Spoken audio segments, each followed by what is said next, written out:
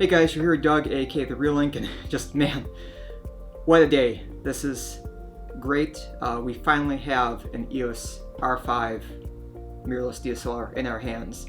Photography lovers, Canon shooters, image creators, and enthusiasts alike have been waiting for Canon's next iteration of mirrorless DSLR for some time, ever since the EOS R launched a couple years ago, and that day is finally here. So guys, just sit back. This is going to be a pretty long video. I'm going to do unboxings, overview, ergonomics, menus, photo samples, video samples. Check in the video description below.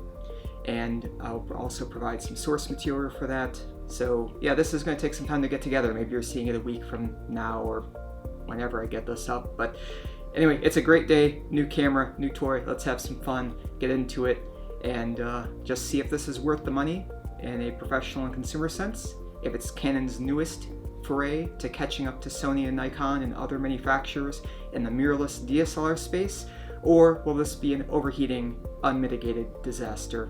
Let's find out.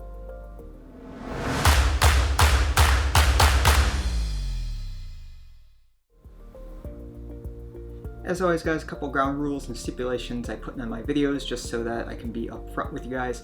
This is of course a Canon EOS R5 unboxing review video. It's not a camera head-to-head, camera A, camera B versus comparison type video, since I just shoot Canon. I don't happen to own Sony or Nikon or other gear, so this isn't that. I'm not going to compare the R5 against the A9 II, the A7S III, the D5, D6, or other systems and bodies, just because all that simply isn't available to me.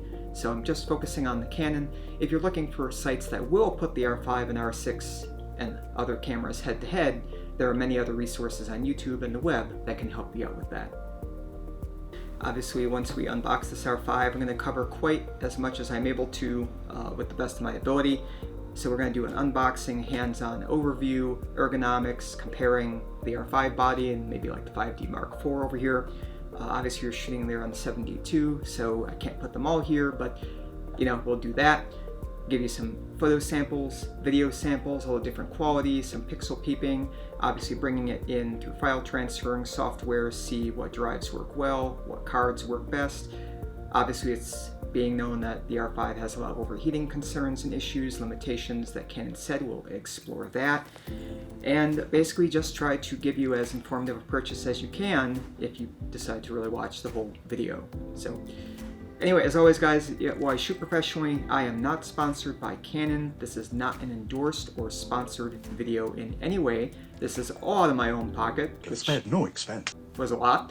So if you'd like that you found that this video is helpful in your purchasing decision, whether it's an R5 or a competitor's body or an R6, please feel free to use our Amazon affiliate links in the video description down below, and we will be sure to get a little bit of credit and help from that, and it helps me do more reviews and videos on equipment like this. So thank you very much for the support. Now let's get to the fun stuff. First, we're going to cover unboxing and ergonomics, so you get to see everything that is included in the R5 box, as well as how the camera looks, sounds, feels, and so forth with ergonomics, as well as comparing it to a bigger traditional mirrored camera like the Canon 5D Mark IV beside me, or the camera that's shooting this video, the 7D Mark II, right there. Next, we will use the RoyPro adapter and walk you through all of the R5's menus. Since the introduction of the EOS R a few years ago, Canon has dynamically changed their menu structure to give you more options and control than ever before, but the menu layout is a little different than traditional DSLRs, so I'll show you all the options on that. Some choices will be opinionated, but this way you'll be able to get to see all the options and make the best choices for your photography needs. After that, we'll dive into photos, looking at 100% pixel quality, photo quality, and dynamic range. For video, we'll then cover the 4K, 8K, and 1080p modes all at once, as well as grading 8K Canon C-Log. Now this video is authored in 4K because I have some 1080p footage I'm working with. I didn't want to scale that from 1080 all the way up to 8K for a quality loss, so this video is in 4K. Feel free to like and comment though in the future, and watch for my future video where I'll put another video out which focuses straight on 8K only, so it's an 8K timeline. However, this video, of course, will have 8K footage downsampled, as well as raw and graded C-Log, so that you guys can still see how that looks. In both videos, of course, in the video description, you'll have raw samples, C-Log samples, raw photos and videos that you guys can grab and test on your own machines to see how those will run for you. Moving on, we'll go to other camera settings and we'll look at other features such as using the Canon control ring adapter, looking at ISO tests, ISO variants, dynamic range, image stabilization and IBIS, in-body as well as with lens, face detection, pet detection, tracking, and just a host of other features that is beyond the photo and video sections alone. Obviously, with the situation coming out of overheating, I will cover that as well when and if it happens. From there, we'll look at media ingest, including do you really need CF Express, as well as looking at the SD cards, how big the media files are, and what will open the CR3s in terms of software, whether Adobe, Canon, or otherwise, though the videos should be fine. After ingest, we'll finally get some final notes, and it's conclusion time.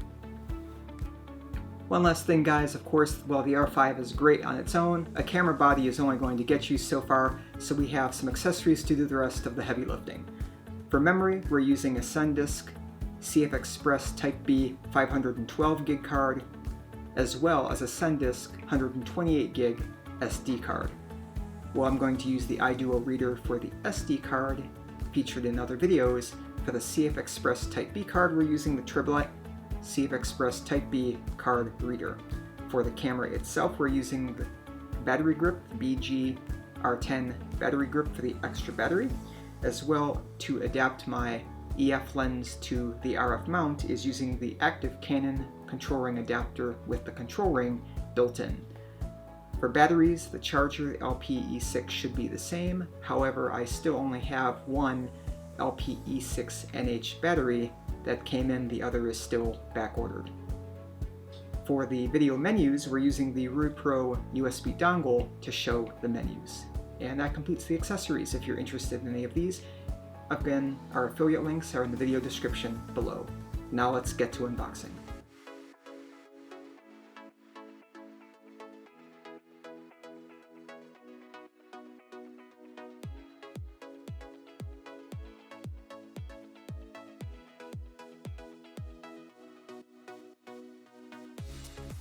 Inside the box, you'll receive a warranty paper,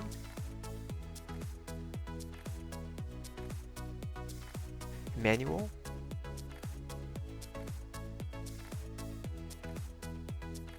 LPE6NH battery,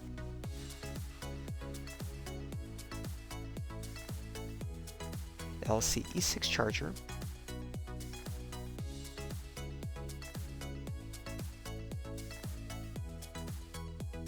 data cable,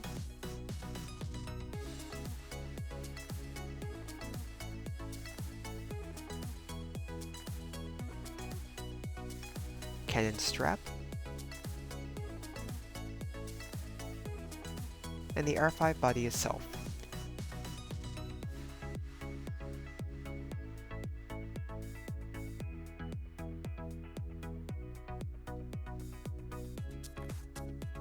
The manual comes in English, French, and Spanish, and is about 220 pages or so for the English portion.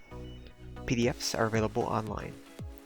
The data interface cable is a USB Type-C with a cable catcher included to ensure the cable port isn't bent when it's connected to the camera. If you wish to use HDMI out on this camera, you'll need a display out cable with micro HDMI to full HDMI, not mini.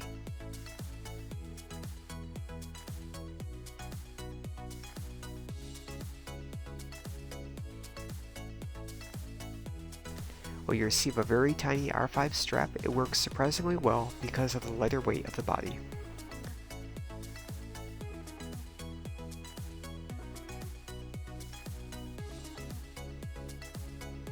The Canon LCE6 charger is identical to the charger included in the 5D Mark IV and other Canon bodies. The new NH batteries have the gold Canon sticker and a higher battery capacity, but are otherwise identical in form factor to the LPE6. In fact, you can use not only the new LPE6NH batteries, but standard LPE6N and even original LPE6 batteries too, just with slightly more limited USB charging capability on those. Finally, the EOS R5 itself. My initial very first impressions are that this body is incredibly thin due to no mirror assembly, and the screen is about as large or so as the 5D Mark IV.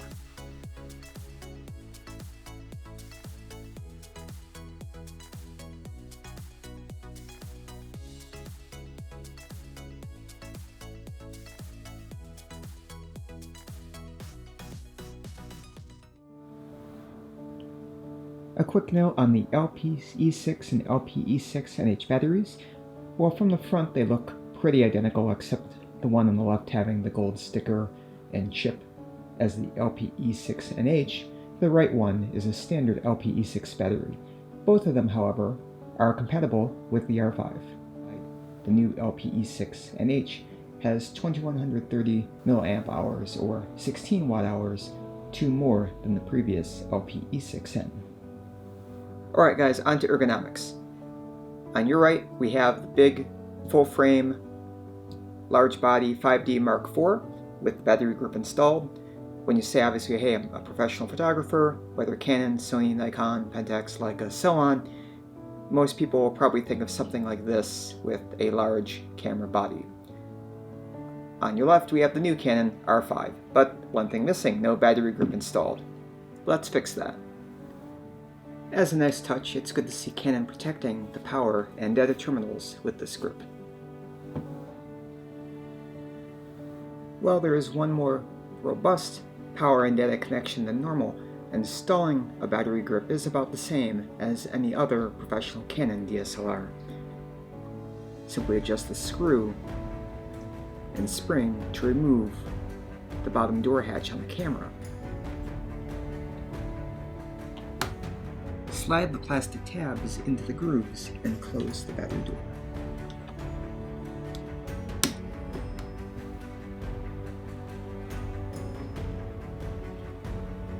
And then install the grip.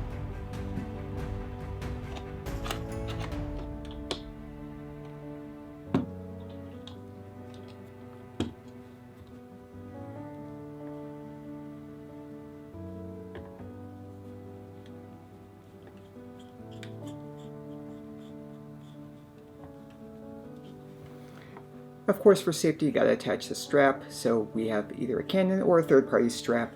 Just run it through the camera hooks itself and secure the strap with its own connections.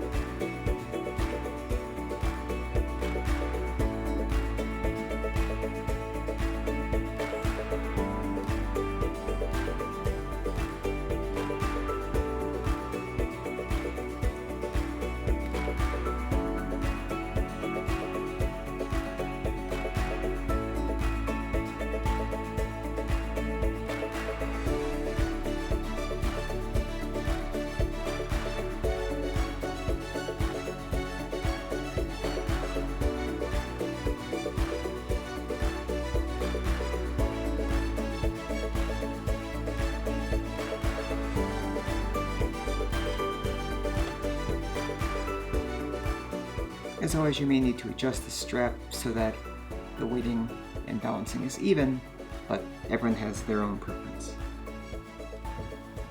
Alright, now let's cover some size differences in ergonomics. So, got the R5 here on your left. We can see it's a good about 3/4 of an inch to an inch shorter and more compact than the 5D4, even once both battery grips are installed.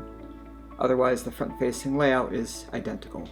Of course, moving to the top is the greatest difference here, where you have a much larger screen on the 5D4, light, roll controls, ISO, white balance, and so forth, steering to hot shoe, and mode dial, whereas on the R5 you have a digital screen, more compressed buttons, hot shoe, and an on and off with tighter integration. So this, of course, will be the biggest difference the cameras. We'll walk through that in a bit. Hey guys, moving around to the back, we can see some more differences, although it's not quite as unfamiliar as the tops might be. From the R, the touch bar joystick is gone, and we're back to the traditional 4-way joysticks with push-in function that we all know and love. Of course, the main difference, obviously, is the 5D4 and most other DSLRs have their touchscreen fixed in place, whereas the touchscreen on the R5 can open and flip out, which is really cool. As another heads up, guys, keep in mind, this is as much for myself as well as anyone, that the touchscreen here on the R5, it is not fully pivotable. It will only go 180 degrees counterclockwise or 270 degrees clockwise. It will not rotate the full 360. So just giving you a heads up not to keep turning and torque and absolutely destroy your display. But the fact that we have these variangles now to see really high or low or more difficult photography options is great, and I still have to say the screen is flipping awesome. Of course, our media choices vary a little bit depending on which camera you use as well. On the 5D4, we use the traditional compact flash or CF along with SD, and while SD cards can also be used and are encouraged on the R5, it also uses the far more powerful, robust, and slightly thicker CF Express Type B cards. Meanwhile, both camera bottoms are identical, using the same 1/4" threads. For our ports and connections, you can again see just where the R5 is slimmed up a little bit compared to our chunky boy 5D Mark IV here. All the ports are pretty well labeled on both cameras. However, the 5D4 uses mini HDMI, the R5 uses micro HDMI, so you will need a different cable for that, should you choose to video out. While almost all Canon cameras include a cable secure dongle with a plastic piece and a screw or two, this one with one screw tightens in very tightly on the top. This is a USB-C cable, whereas most previous cameras had used USB 3 super speed cables for their data output. Of course, whether you shoot tethered and export from the camera body itself, or eject the card and use a card reader, is up to you. Like I mentioned, most ports on these cameras are pretty identical, just obviously being a bit more compact on the R5. On your right here with the 5D Mark IV, we still have the mic and headphone, along with the flash terminal, USB super speed, and the mini HDMI, being a little more spaced out. On the R5, you can see the headphone and mic are a lot easier to distinguish with a little room between them, your flash port, and again, micro HDMI. As of course the biggest difference, what you can literally feel, is the weight of these two cameras. 5D4 having a mirror box and just feels like some thicker grips. It's still a bit more robust, at least a lot heavier just by feel, so we'll put it on a simple kitchen scale. And we are at 1,423 grams, 1.4 kilograms, or 3 pounds and 2 and a change of ounces. So pretty weighty.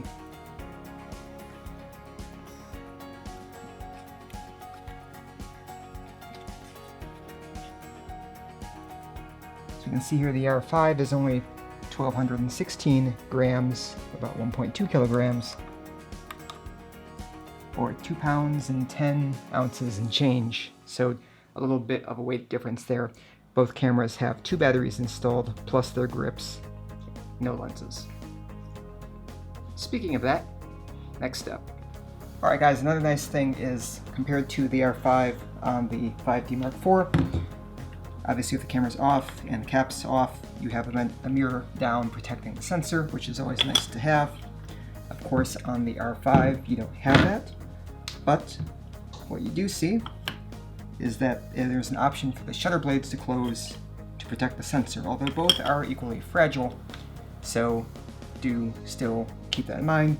Don't put your fingers or anything in the camera, don't destroy your sensor or your shutter blades. Alright guys, on the topic of battery grips, the R5s is a little wonky and definitely made me a little confused looking at it at first compared to some of the other battery grips that just align in. So basically these white tabs are your eject tabs. There's markings on the grip to show the arrow triangle aligning the keying with the battery. So for this grip, you put the battery into the grooves first down and then snap in. So they rock transverse, they rock 90 degrees to the grip instead of going in parallel to the grip.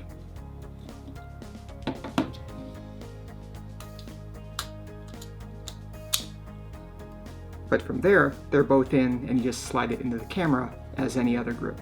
To eject, pull up on these tabs and the batteries come back out. Alright, to wrap up with some of the ergonomics guys, I'm going to start mounting the lens in the 72 here to the body shortly, but since I don't have any of the RF glass and I didn't want to jump to the RF 24105 from the EF 24105 Gen 2, I'm just using Canon's $200 active control ring RF to EF adapter here.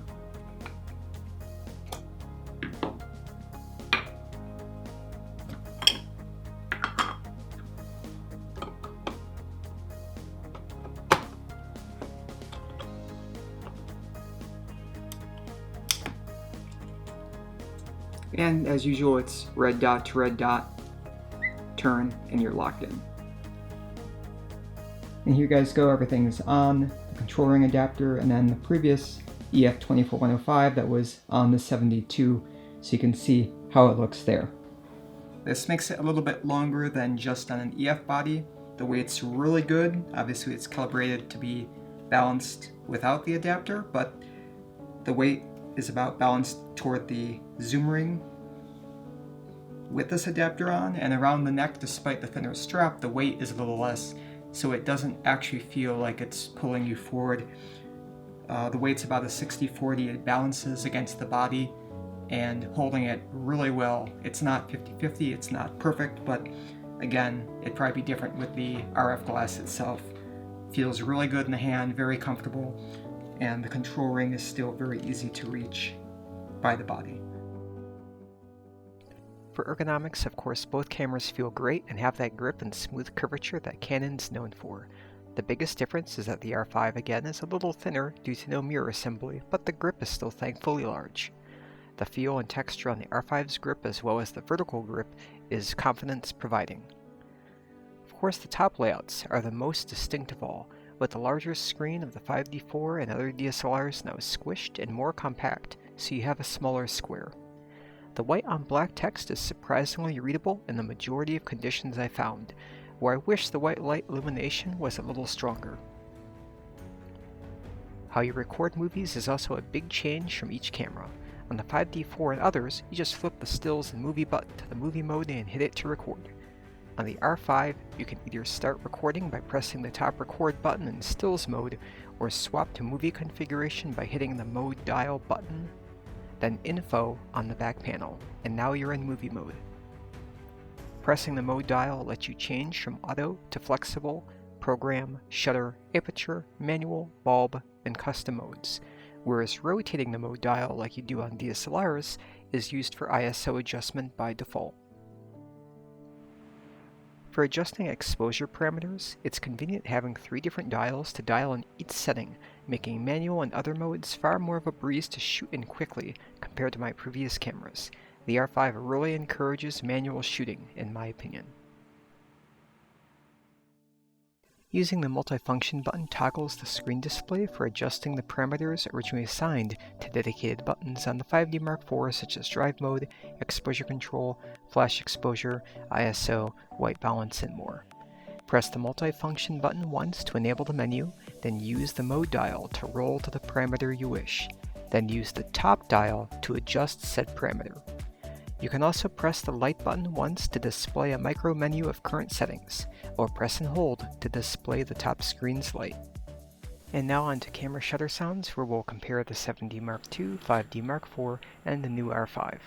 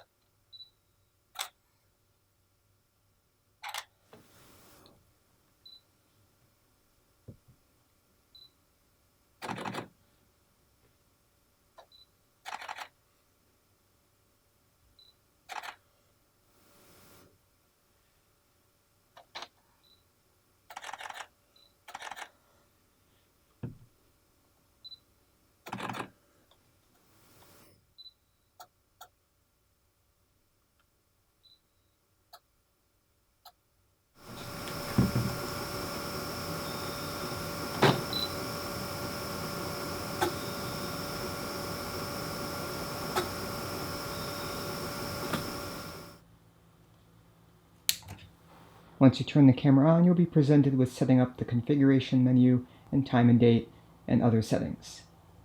Speaking of menus, let's move on to that next.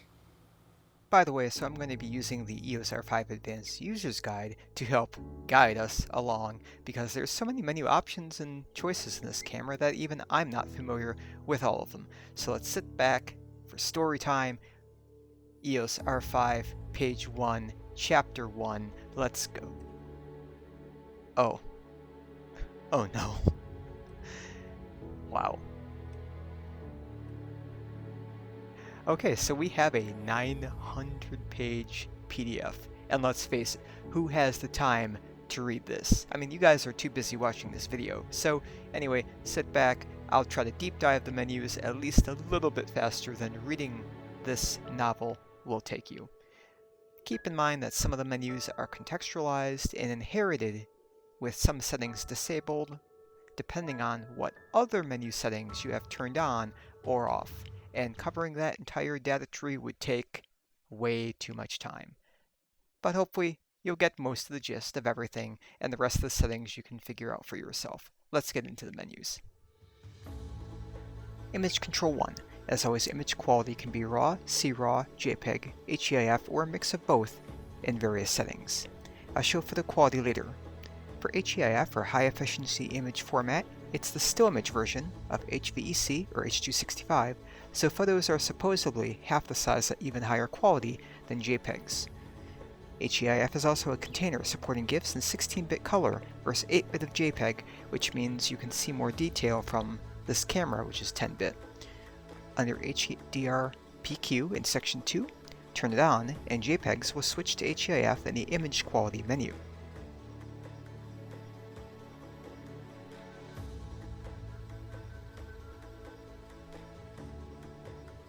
It's also recommended to enable highlight tone priority.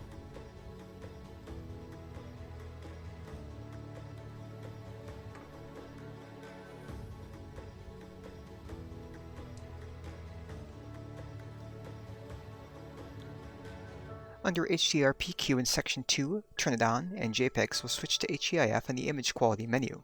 They are recorded as large at fine quality.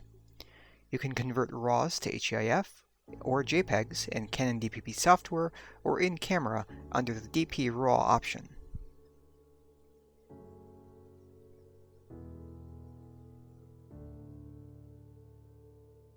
Also, notes for engaging this mode. Dual Pixel RAW. I usually keep this off, but can test it later in photos to see if the adjustment is of any substantialness. Keep in mind, there's also some notes in this mode. After RAW shooting with Dual Pixel RAW enabled, you can use the Dual Pixel information when processing the images on the camera or with EOS software. Note the following restrictions when Dual Pixel RAW is set to enable. Recording images to the card takes longer, and quite a few features are not available. Cropping aspect ratio. Well, it crops. Since we have a very large sensor on the R5, if you're using an RF or EF lens, you can start with full crop, and then crop in with the various modes. The 1.6 crop is similar to an APS-C sensor.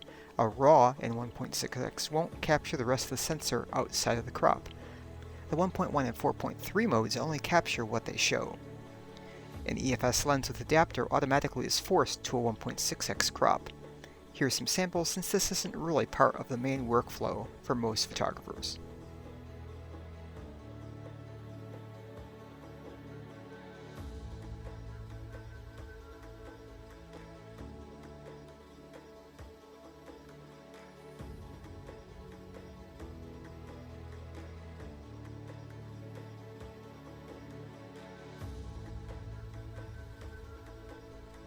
Image Control Section 2. First we start with the exposure compensation and auto exposure bracketing. This is one method to set the exposure compensation value for brighter or darker exposures. Use the top wheel to expand the bracketing when needed to shoot multiple images. A wide range of +6 to -6 is offered. Auto exposure bracketing does not cancel itself, so when you are done, roll back the changes to 0. In single shot mode, hit the shutter button 3 times to capture a shot. In other modes, holding the shutter button will capture all 3 shots before stopping. ISO speed settings. This controls the sensor's sensitivity to light. Lower is cleaner, but higher allows for shooting in dim light. Turn the mode dial or press the manual function button to adjust on-screen settings to change the ISO.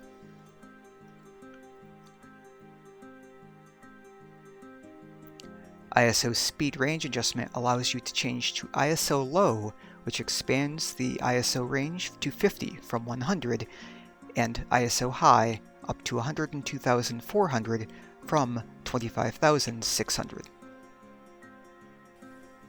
As always, high dynamic range enabled will start you off higher than baseline, in this case ISO 200. Some additional notes apply here as well. ISO speed range is the maximum ISO range that you can set in the camera by manual ISO settings, and auto range is where it caps in still photos. The notes read auto range. It defines the range for auto ISO speed control. ISO expansion cannot be set. This maximum value also serves as the max ISO speed value for safety shift. Note that this setting is for still photo shooting. It has no effect in movie shooting. Minimum shutter speed. This will compensate for ISO needs in program or AV modes, aperture. In auto standard, the minimum shutter speed will be the reciprocal of the lens's focal length, such as 50mm being 1/50th of a second. Every notch of slower or faster is equivalent to a single stop of the shutter speed. There are also various manual presets that you can choose from.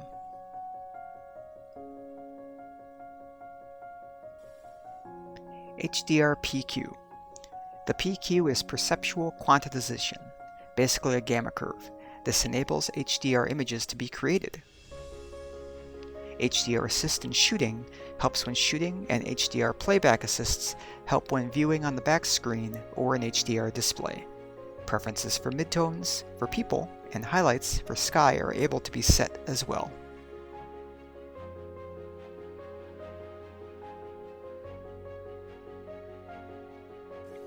Auto Lighting Optimizer. This adjusts brightness and contrast in images that are too dark, bright, or have contrast that is too strong or weak in various strengths. Usually I leave this on low or disabled. Hit the info button on the back panel to unlock the mode, and choose which setting you'd like to use.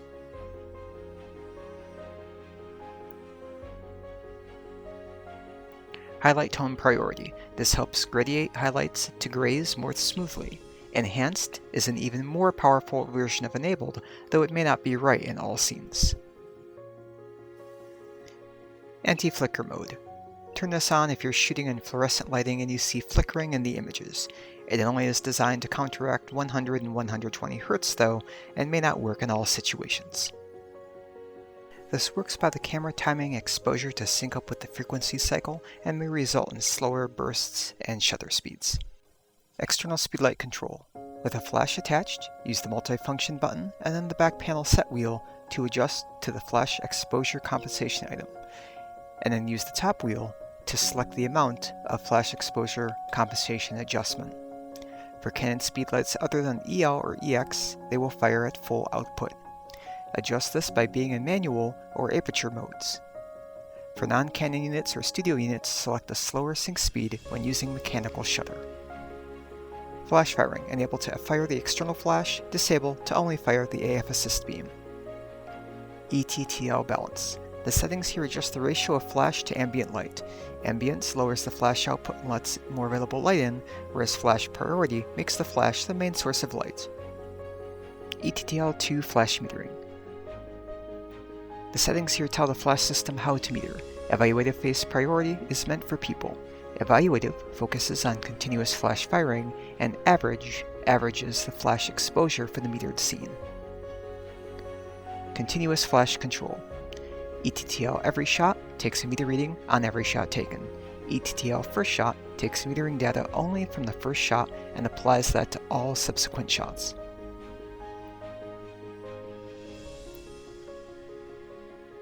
Slow synchronization. This is for adjusting flash sync speed in various conditions in aperture or program modes. Mechanical is 1/200th and electrical first curtain is 1/250th. For 1/250 to 30, high-speed sync is possible. For 1/250 to 60th, this prevents slow shutter speed from being set in low light conditions. For 1/250 or 1/200th fixed, high-speed sync is not available, but this mode helps even further with stopping subject blur at the expense of darker backgrounds. The info button here basically explains what I just said, however in text on camera, which is convenient. Flash function controls. Here we see a variety of options including flash mode, wireless control, firing control ratio, flash zoom, flash coverage, shutter sync, flash exposure compensation, and flash exposure bracketing, depending on flash. Starting off, for flash modes we have ETTL. This is the standard automatic evaluative mode for auto flash photography. Manual is where you set in your flash power manually.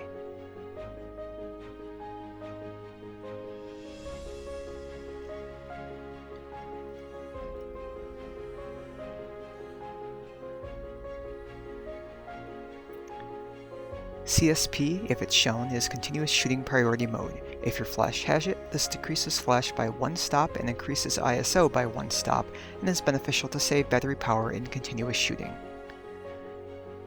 External auto and external manual. Additional modes if your flash has them. Wireless. Radio wireless, optical wireless, or off, depending on the flash. Ratio depends on if you have a macro lens attached, and depends on the flash attached to the camera to control the setting. Flash zoom.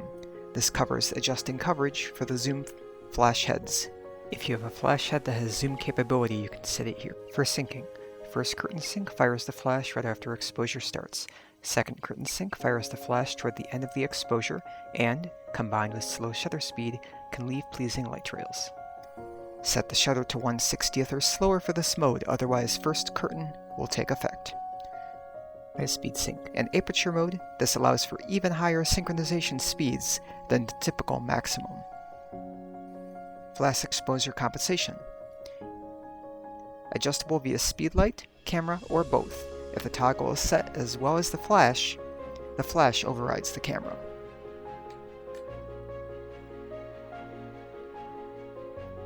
Flash exposure bracketing. Just like photo exposure bracketing, this takes 3 flash photos with adjusted brackets.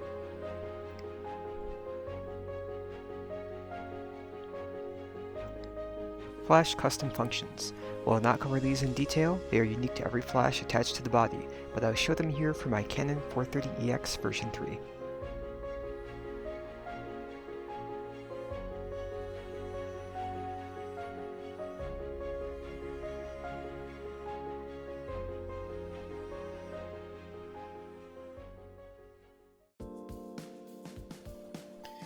Image Control 3, White Balance, used for making the white parts of your image to look white.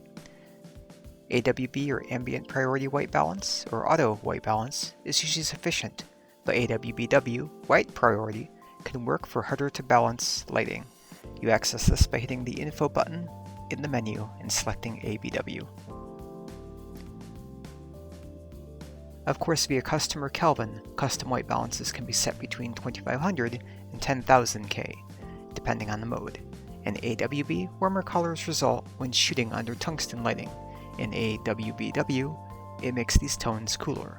Flash, AWB, or AWBW shots are the same.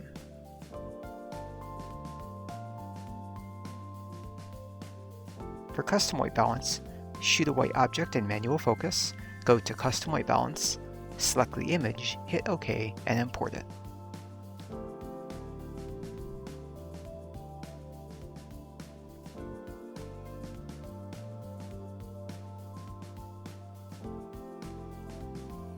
White balance shift and bracketing.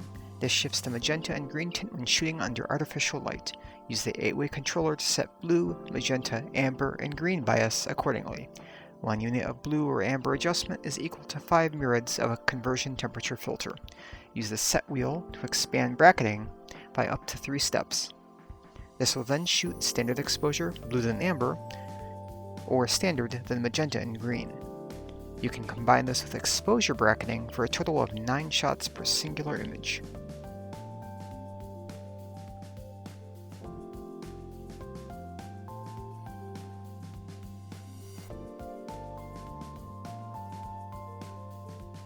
Color space. sRGB is what you'll see on the web and probably on your monitor and almost all images in general. Adobe RGB is a color selection more closely matching printers and other production media. Picture styles.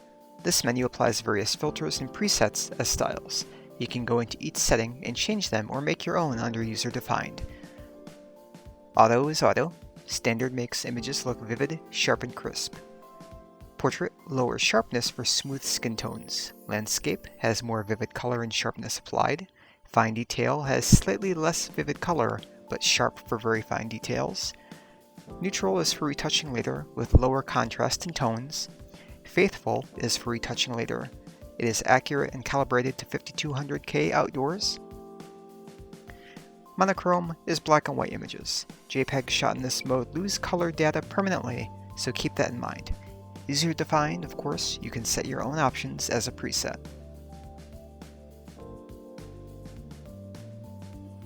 Once you go into more detail, you'll see symbols. This has 3 sub-symbols of its own for sharpness. Strength 0 to 7, fineness 1 to 5, and threshold 1 to 5. Sharpness strength controls the outline emphasis. Fineness controls fine versus grainy details, and threshold controls the edge enhancement. A lower fineness makes thinner outlines emphasized. A low threshold makes the edges more defined when contrast is low at the expense of image noise. And then from there, we also have contrast, -4 to +4, saturation, +4 to -4, color tone, +4 to -4, filter effect, monochrome, and tinting effect, monochrome. Press Info to adjust settings in any of the picture style modes, then press Set to set it and the menu to go back. The filter effect. This helps punch more detail into colors and parts of monochrome images. Yellow helps boost the sky. Orange will help boost the sunset. Red will help with fall leaves. Green will help with spring and summer leaves and mute skin tones. Toning effect is similar, akin to photo filters, where you can overlay sepia, blue, purple, or green effects on top of the image.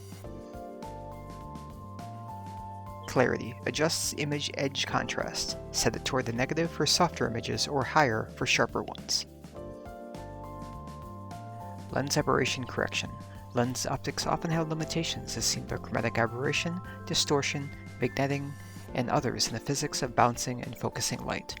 This menu analyzes your attached lens against Canon's database and can populate with calibrated and suggested settings to counteract the lens optical phenomena. Vignetting is the darkening of image corners and is fixed by peripheral illumination correction. Distortion corrects image warping, whether pincushion or barrel. Chromatic aberration fixes color tints, blue or amber, magenta green, around the edges of objects. Diffraction is loss of sharpness caused by aperture. For non-Canon lenses, setting these to disable is suggested. As always, particular shooting situations vary, so check what works for you. Greater controls than what you find in this menu are enabled via Canon Digital Photo Professional settings. Image Control 4, Long Exposure Noise Reduction. This controls where the camera applies noise reduction for images exposed for 1 second or greater. Auto has the camera determine if an image needs noise adjustment, or Enabled forces the camera to do reduction on every shot beyond 1 second. Keep in mind, shooting delays may occur until processing is finished. High ISO Speed Noise Reduction. This reduces image noise at high ISO or to a lesser extent at lower ISO. Low, Standard, and High control the aggressiveness of reduction. Multi-shot noise reduction is not available in RAW or RAW plus JPEG modes. It takes 4 photos in a burst, reads the noise patterns, then aligns them into a final JPEG. Watch out for brightness changes, camera shake, and movement during this mode. Multi-shot noise reduction disables flash and is also not available in many shooting configurations. Here is some additional information to guide you should you use this mode. Dust Delete Data. This uses Digital Photo Professional's Dust Delete function to remove dust automatically. Mount an EF or RF lens, shoot a white paper or solid white object, enable the lens's manual focus, set focal length to 50mm or greater, and focus to infinity, then select OK. Begin the process and the sensor clean will happen. After this, a photo will be taken purely for image data. As such, no memory card is required in camera. Once done, DPP will then remove said dust from all future images. Results may vary, so check your images in the program. Image Control 5, Multiple Exposures. This mode lets you stack multiple photos together 2 through 9, and control options. On with Function Control lets you see each shot after it's taken, then merge together. Continuous Shooting takes them all in a burst without screen playback and other menu options, merges the final photos together only, and tosses the intermediates. Multi-Exposure Control. Additive adds the brightness of each photo together. Average takes the negative bias of exposure into account as more images are taken, and Bright and Dark looks at bright and dark areas and attempts to retain them through multiple images. Select how many images to take, and whether to save all or just the final.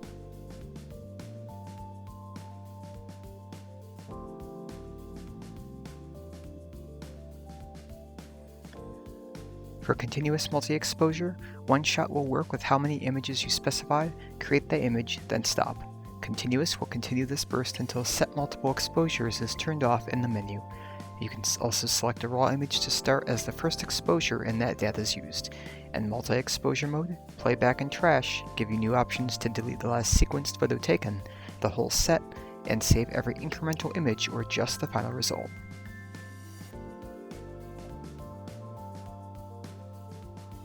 HDR High Dynamic Range. This mode helps you capture more dynamic range than the camera captures at one exposure setting, retaining highlights and shadows. You can't combine this with auto exposure bracketing, but you can set its own plus or minus 1, 2, or 3 stop adjustment. Effects include Natural, Art Standard, Art Vivid, Art Bold, and Art Embossed, which you can see in the photos. One shot again only does an HDR sequence once, then stops. Continuous keeps going in batches until you turn HDR off. Auto Image Align helps align the images if slight variance and shake occurs. You want this on for handheld and off for tripod use. Save Source Image lets you save all the intermediate image or just the final results. Raw HDR images are captured as fine level JPEGs, and the camera needs a moment it reads busy to process it after.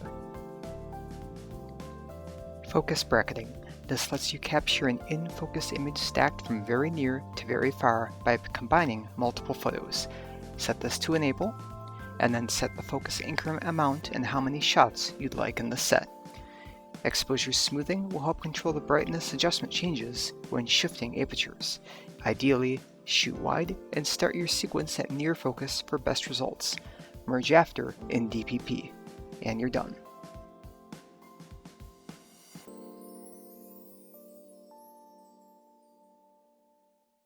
Image Control 6 Interval Meter Shooting. This lets you shoot a sequence of images with a delay for time-lapse. Turn it on, set your desired number of photos in the sequence, or set 00 for unlimited, the time between each shot, and hit OK. You can take photos between time gap shots if you'd like. Auto power off can still take effect after 8 seconds, though the camera turns itself back on, so you can probably put this on disable. Interval shooting can be combined with auto exposure bracketing, white balance bracketing, multi-exposures, and HDR.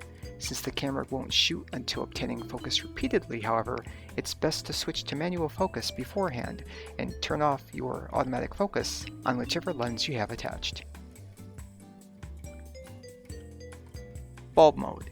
This lets you shoot an exposure for as long as the shutter is open via remote or a button press. This is best combined with long exposure noise reduction to reduce image noise, but of course, test for your own needs.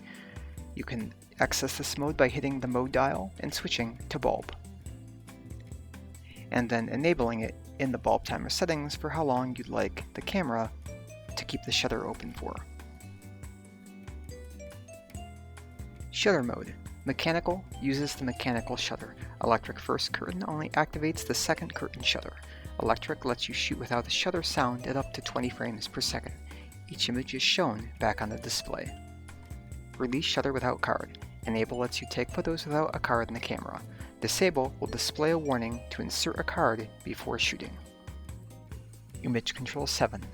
Note, if you attach a lens without image stabilization, you'll see an IS setting on this menu. As such, I've attached my non-IS Canon 51.4 lens to show you. IS mode. On is enabled, off is disabled. Still photo IS. Will always try to stabilize with the in-body stabilization, and only for shot begin stabilizing once focus is achieved. If you use an IS-equipped lens, you'll not see this menu option in the majority of modes. Movie Digital IS will be covered later. For lenses without lens communication to the camera, such as old manual lenses, you can set up the focal length in 1mm increments to adjust the detail. Shutter.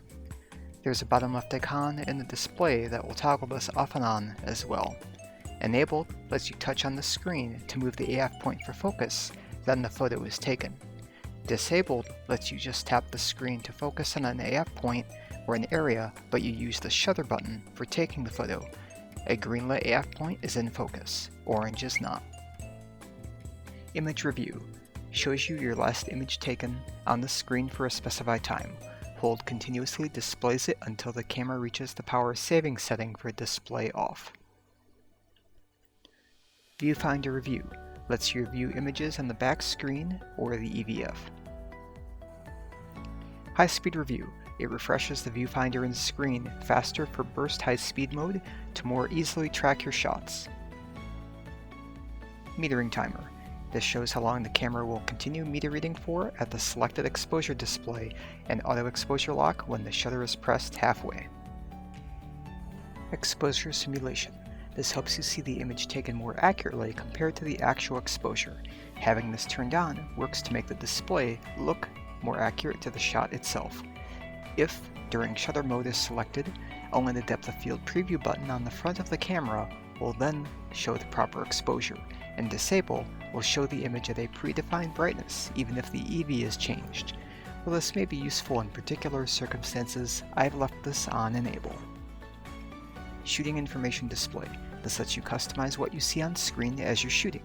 Go into the menu, and then again for Screen Information Settings.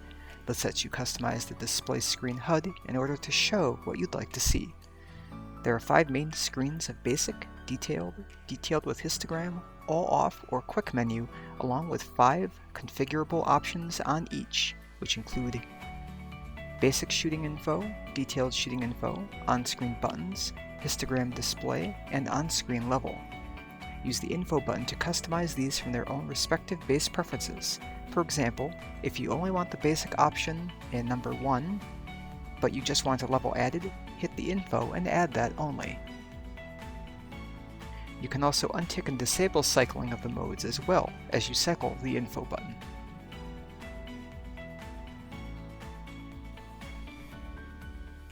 One, 2, 3, 4, 5.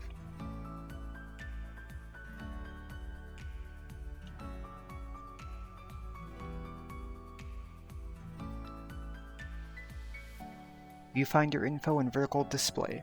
This rotates the on-screen information when shooting vertical and gives you 3 different menu choices to customize, similar to the horizontal display options.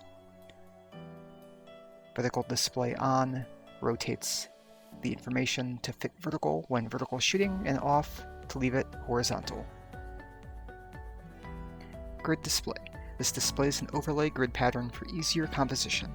Options are 3x3 rule of thirds, 6x4, or 3x3 diagonal.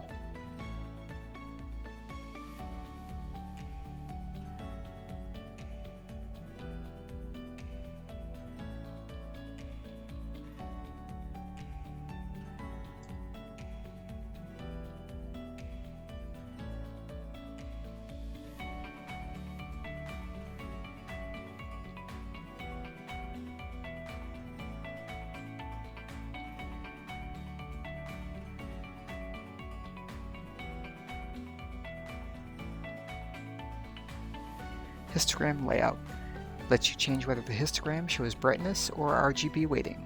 Histogram size lets you pick small or large.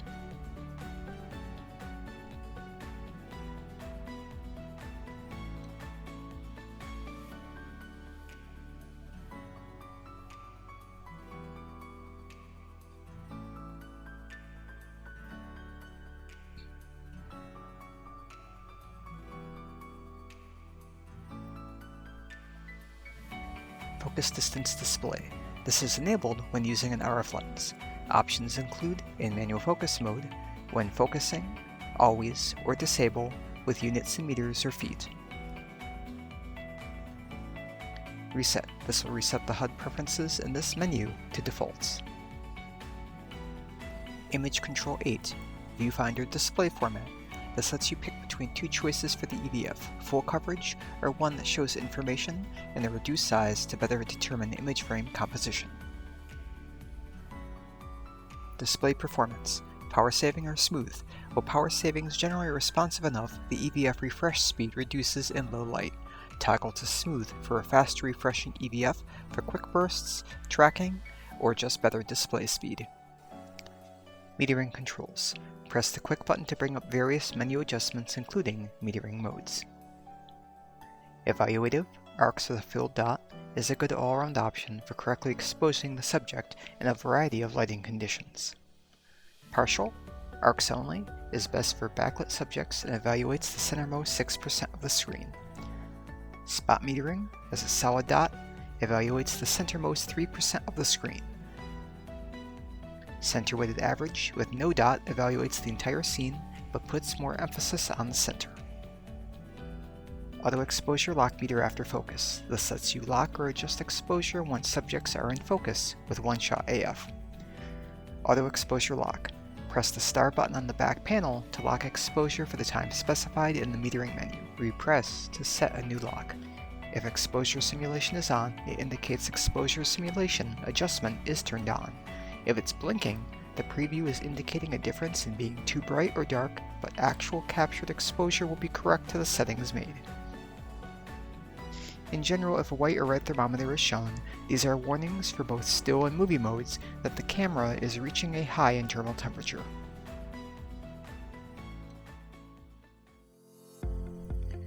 Autofocus Menu 1. AF Operation, One Shot or Servo AF.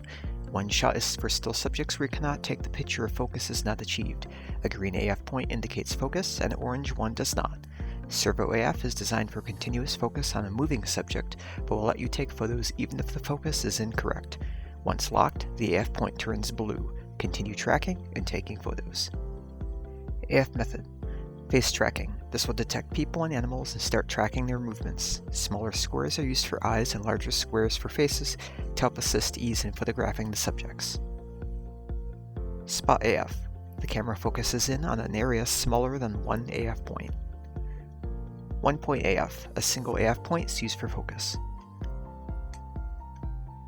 Expand AF area. A plus shape of AF points are used for expanded tracking compared to 1 point AF. Expand AF square around. A grid of AF points around the center AF point is used for tracking. Zone AF, which is an even larger area, is used for tracking and focus, including distance, subjects in frame, and other parameters. Large zone AF vertical and horizontal. Both of these cover large vertical and horizontal tracking areas respectively for subject focus. You can set the AF type via the square grid back panel, the AF button, then pressing the multifunction button, or by using the quick button or menu screen settings. You can also use the AF button and the joystick to select individual faces for tracking if multiple faces are in a scene, or tap the screen. Subject to detect. People, animals, or none.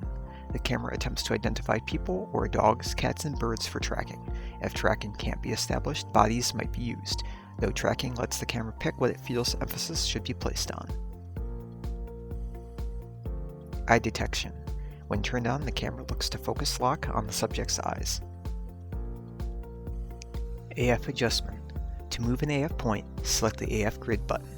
Then use the joystick to move the AF point to the desired location, or push the joystick straight in to recenter the AF point. Continuous AF. Continuously drives autofocus to track the subject as long as the shutter button is held halfway. In the Movie AF menu, Movie Servo AF does the same task, except the camera continuously focuses without intervention.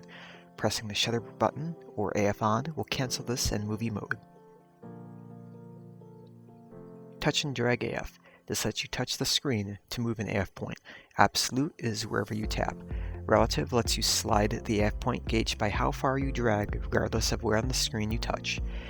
Active touch area lets you select what portion of the panel is used for touch-sensitive commands.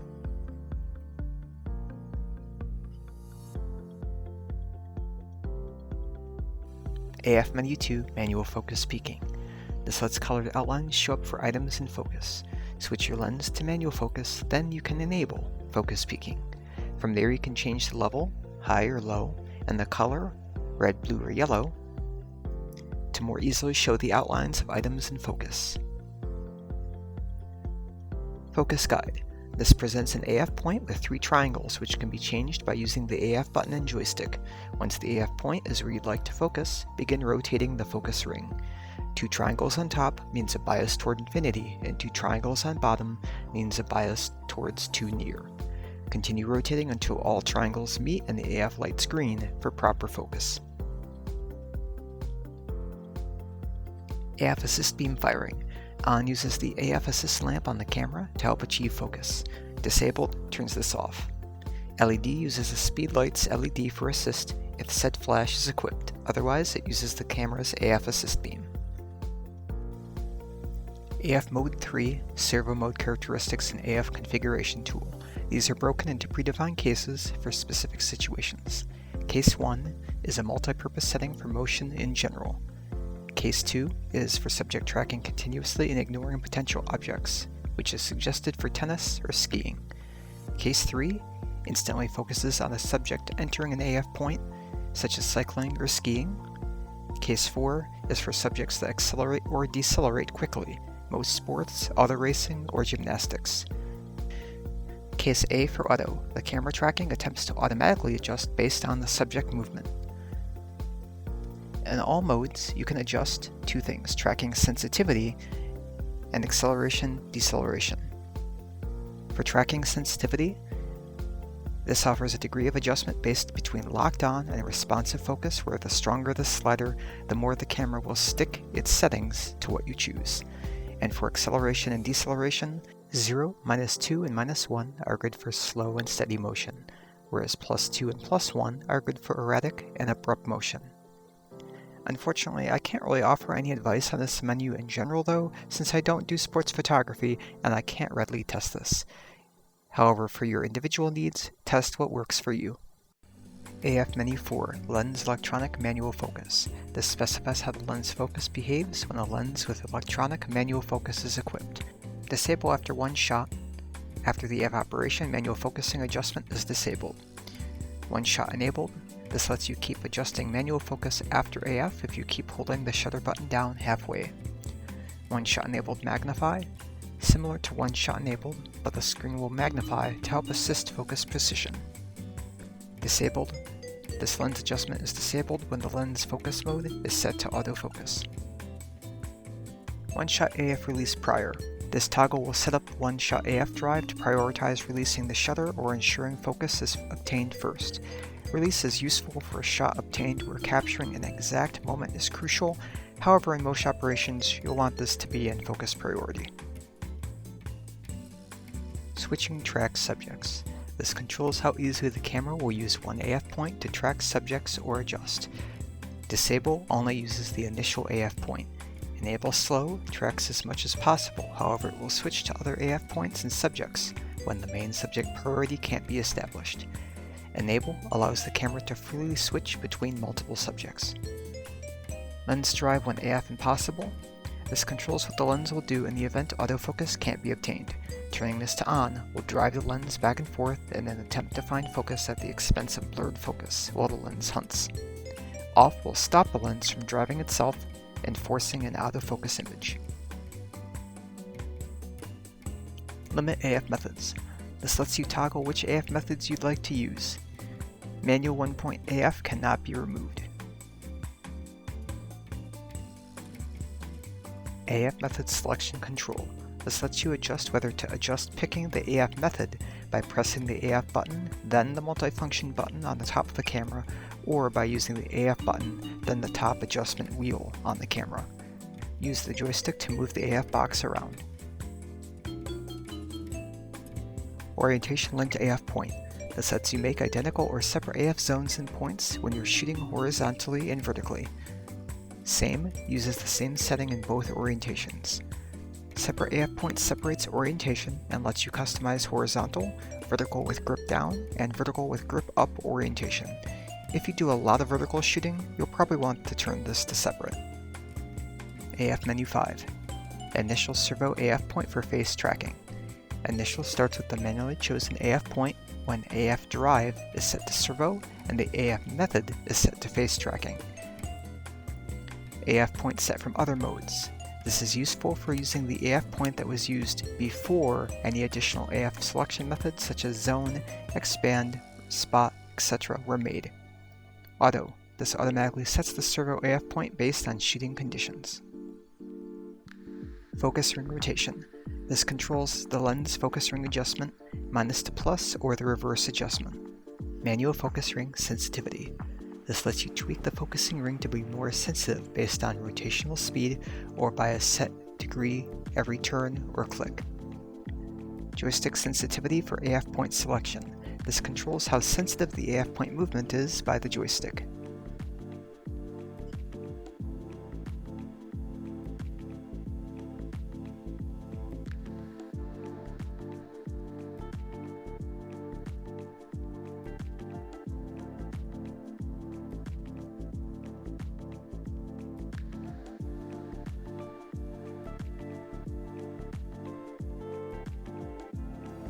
Drive mode, press the multifunction button to bring this up. In here we have single shooting. When you hold the shutter button down fully, one shot is taken. High speed continuous shooting, H+. When you hold down the shutter button fully, you can do 12 shots per second. Please see the attached chart on the screen for some notifications with this. High speed continuous shooting, H. When you hold the shutter button down fully, you can do 6 shots per second. Low speed continuous, when you hold the shutter button down fully, 3 shots are taken. And then your 10-second and 2-second self-timer using the camera's built-in timer or remote control for when you want to be in the photo. Playback Menu 1. Of course, for general playback, hit the play arrow on the back of the camera to play back images. While I can't show this on HDMI out, pinch in or out on the screen, or roll the scroll wheel to browse multiple images. Double tap to zoom into an image, or use the magnifying glass to check focus.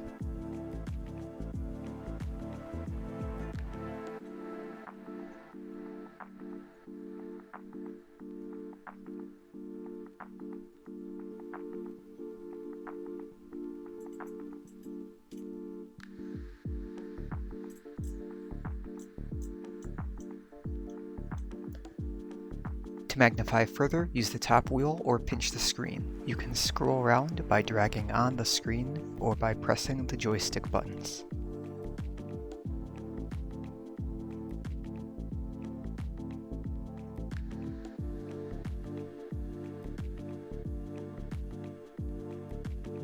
Protect images. Use this to protect individual images, an image range, or all images and movies on the card.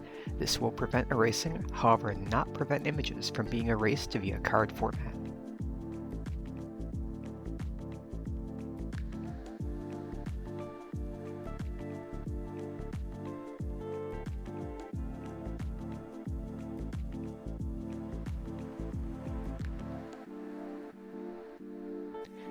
Erase images.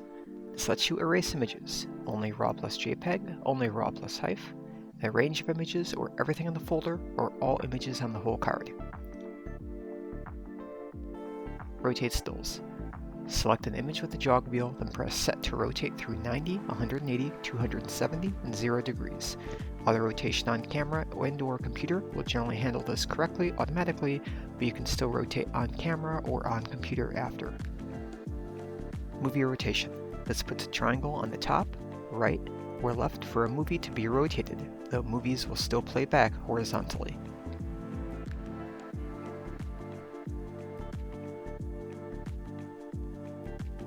Rate images. Press play and use the scroll wheel to select an image, and then press rate to rate them from off, 1, 2, 3, 4, or 5 stars for sorting later. Sorting by range lets you specify images only by range. Copy images. This lets you copy from one card to another either with skipping identical numbered files, arrange, or all files. Select the source and target cards to copy.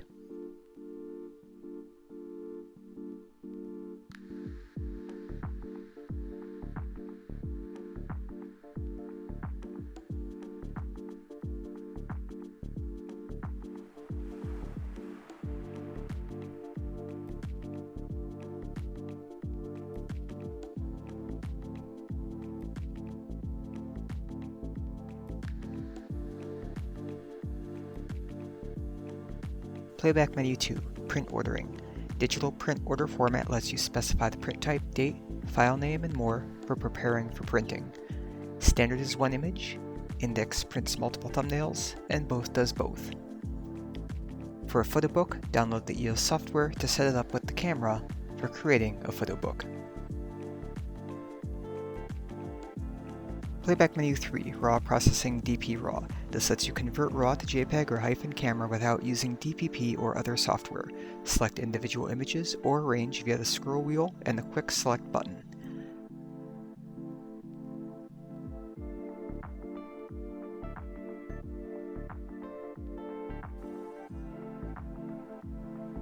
Setup processing lets you adjust an image as much as you would in software, letting you in camera change white balance, exposure compensation, picture style, clarity, auto lighting optimizer, distortion, chromatic aberration adjustment, as well as selective lighting focus, etc.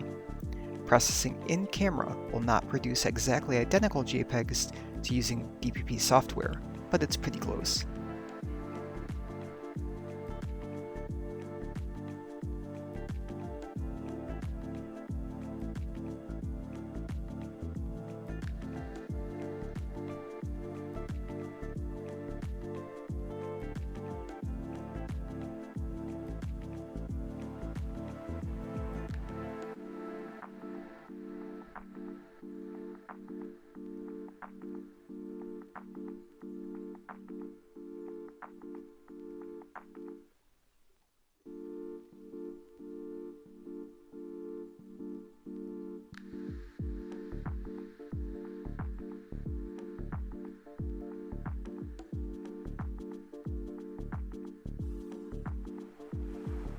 DP RAW processing. This lets you put additional lighting on detected faces by the camera for darker subjects and by various amounts.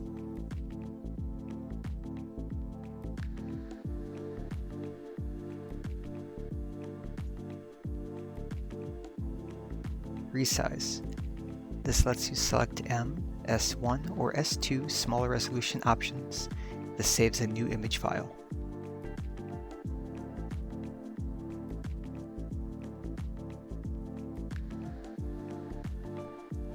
Cropping. This lets you not only specify crop region, but tilt adjust by plus or minus 10%. Adjust with the top and set dials, along with set and joystick to move the cropping box.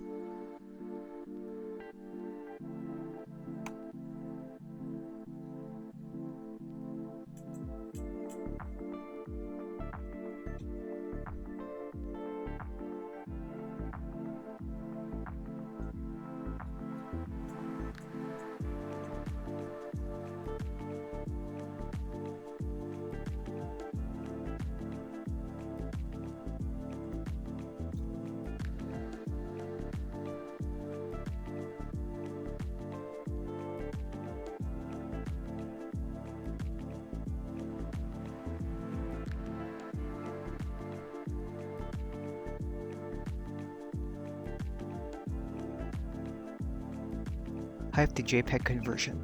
Select an HDR HEIF image and save it as a new JPEG.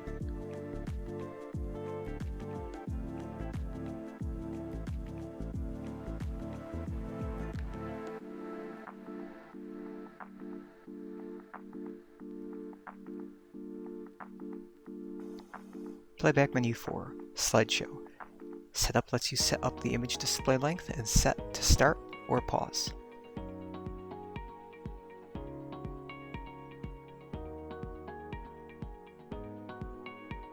Set image search.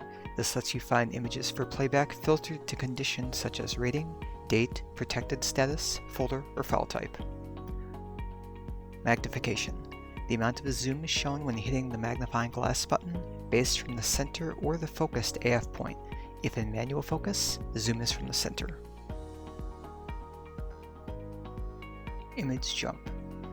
Select whether to browse with playback through every individual image, 10 images forward or back, or by movies, folders, cards, ratings, and more.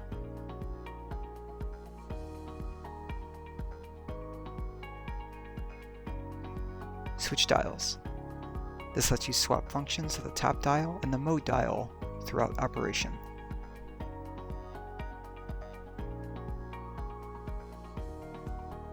Assign rate voice memo button.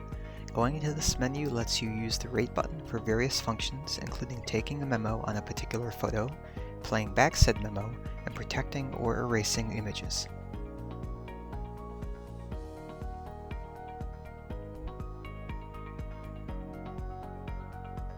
Memo audio quality sets the quality of the sound recorded for memo taking.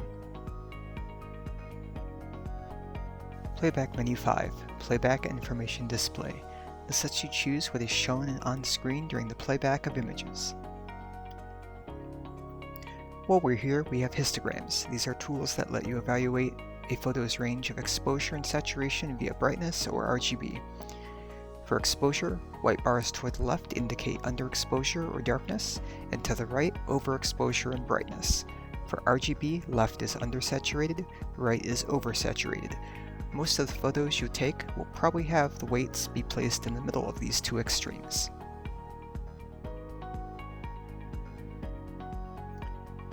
Highlight alert. If highlights are overexposed, the resulting area will blink if this is enabled. AF point display. This shows the in-focused or red AF points used for the image captured. Playback grid. Much like enabling this in image control for your EVF or back screen, in playback you can also use the grids to check to see if the amount of tilt and compensation are correct for your photo's needs. Movie recording count. This displays either time elapsed or timecode in playback. HDMI HDR. This will show HDR HEIF images when playing back on an HDR-capable TV via HDMI.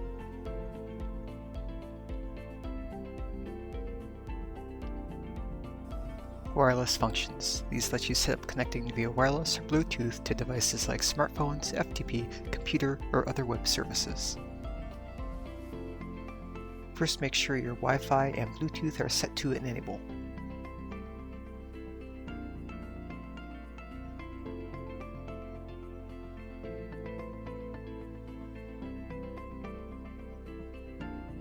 Wi-Fi Bluetooth. This connection screen shows what device you want to connect to as well as the devices that you already have paired. The computer icon is to connect using an EOS utility for wireless shooting or transfer. The web service uploads to image.canon for 30 days of storage. Connect to wireless remote uses a Canon wireless remote for shooting. With a Bluetooth smartphone connection, you can then establish Wi-Fi with only the smartphone for browsing, connect to the camera even when powered off, geotag camera images with your smartphone, and control the camera remotely with the phone. With a Wi-Fi connection, you can browse and save images on camera from the phone, control the camera remotely, and send images to a smartphone from the camera using EOS Connect. Turn on Bluetooth and Wi-Fi on the smartphone and install the Camera Connect app for your OS of choice. Turn on both Bluetooth and wireless on the camera. From there, add a new device and the camera will prompt for downloading the app to your phone OS of choice or to skip, then you can pair with Bluetooth. Once this is done, the camera will remain connected and on. On the phone's end, launch the Camera Connect app, find the camera and connect, and then the devices are paired. To disable, put the phone in airplane mode.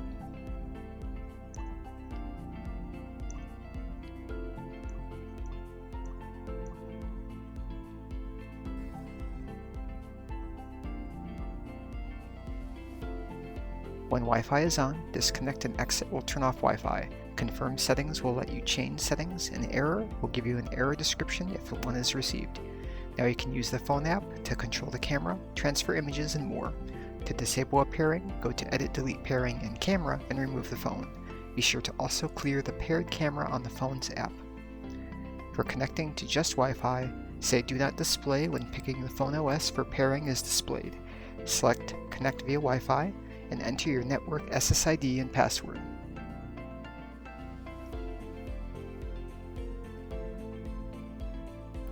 Enable your phone's wireless, connect to the same network, and turn on the Camera Connect app and then select your camera.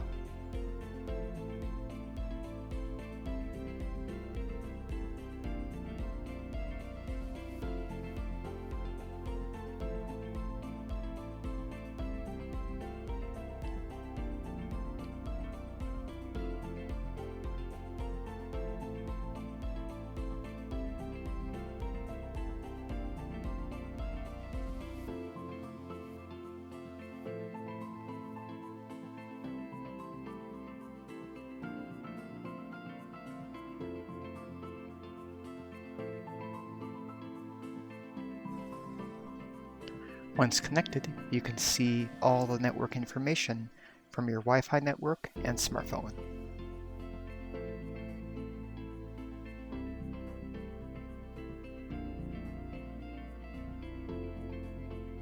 Once this is done, you can then send images to your smartphone as you shoot by turning on that option in the menu. For already recorded images, select the play button, then the Q button, and select the phone icon.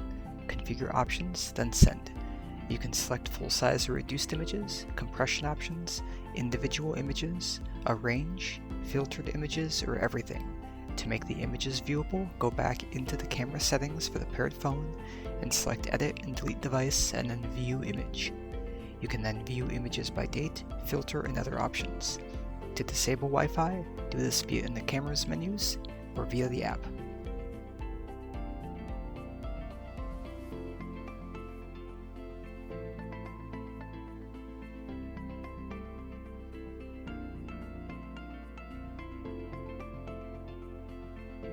For connecting to Wi-Fi on the computer, enable Wi-Fi in the camera menu, then select Wi-Fi Bluetooth.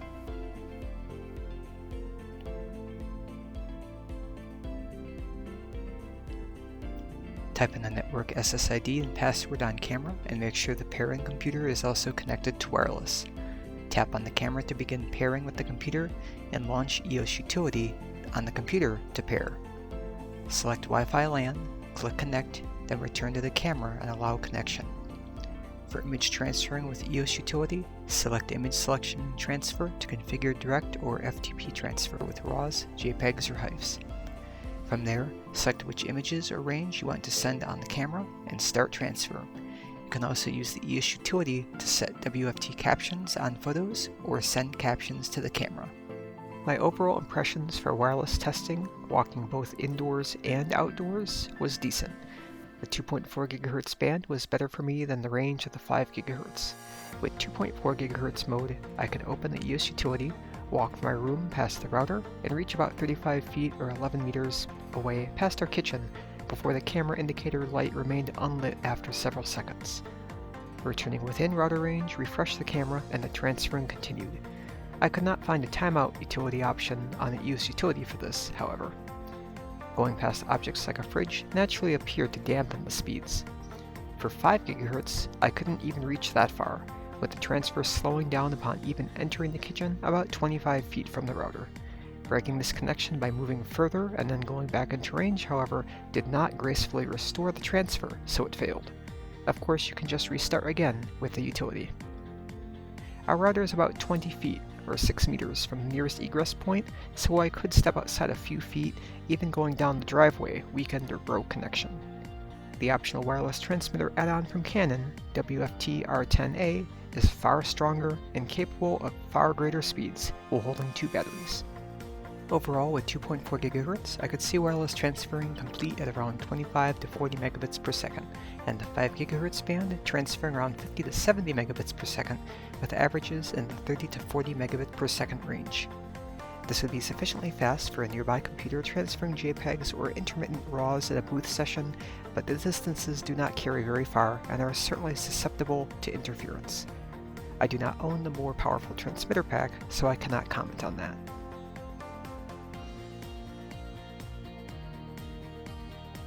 Web service. To send images to Canon's web service, enable camera Wi-Fi, select Wi-Fi Bluetooth, and then web service.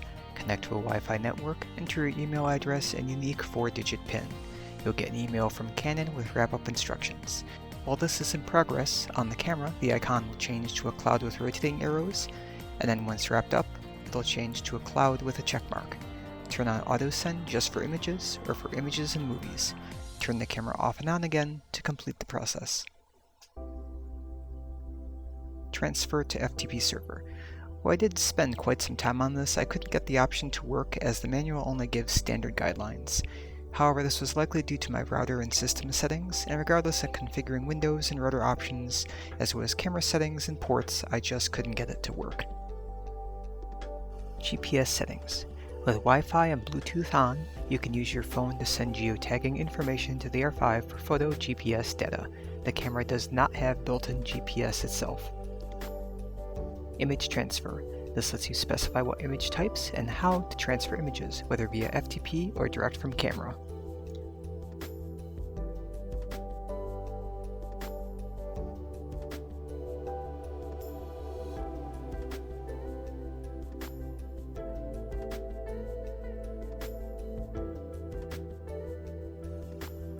Reset communication settings. This resets communication and device preferences.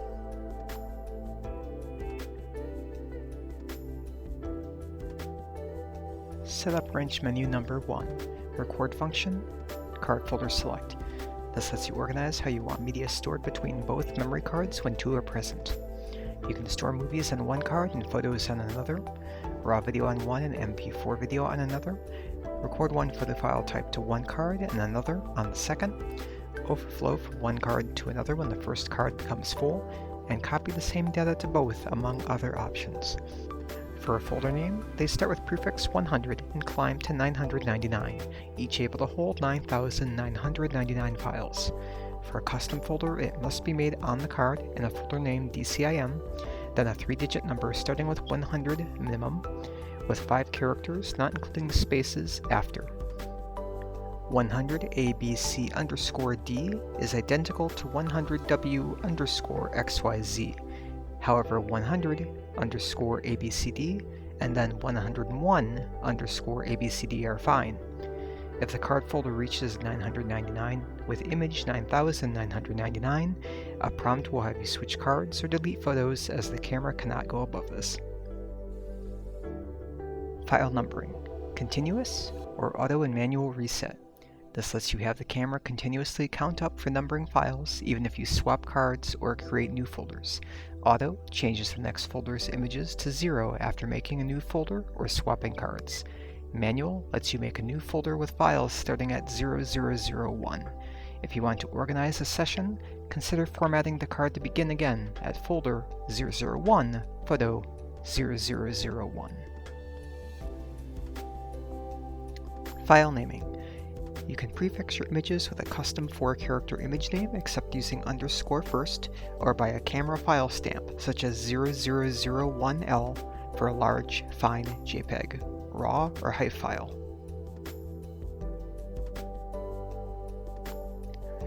Format card. This lets you erase all data, even protected images, on the card. Low-level format may help improve slow read and write speeds and formats all sectors on the card so it takes longer. If this is cancelled, a normal format has already occurred so the card is usable. If you sell your card, always be sure to format it securely and remove personal data. CF Express cards and XDSC cards format to exFAT, and SDHC cards format to FAT32.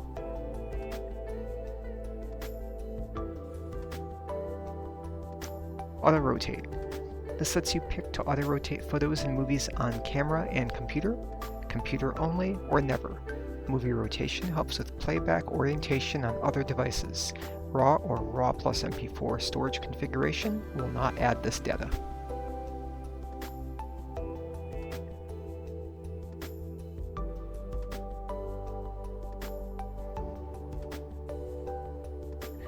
Date and time. This sets the date and time for images created on the timestamp.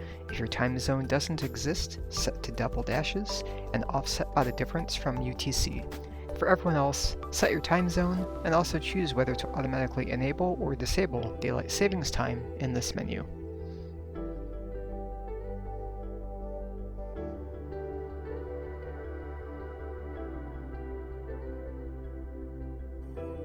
Setup or wrench menu 2. Language. This sets the camera language for text. Video system. For NTSC is for the North American region for video frame rates and refresh. For PAL, which is mostly Europe, select PAL. Change text size. This changes the text size of help dialogues when the info button displays more information. Beep settings. Enable lets the camera beep in both autofocus lock and touchscreen lock. Touchscreen disabled turns off any touchscreen beep confirmations. Disabled turns off camera beeps.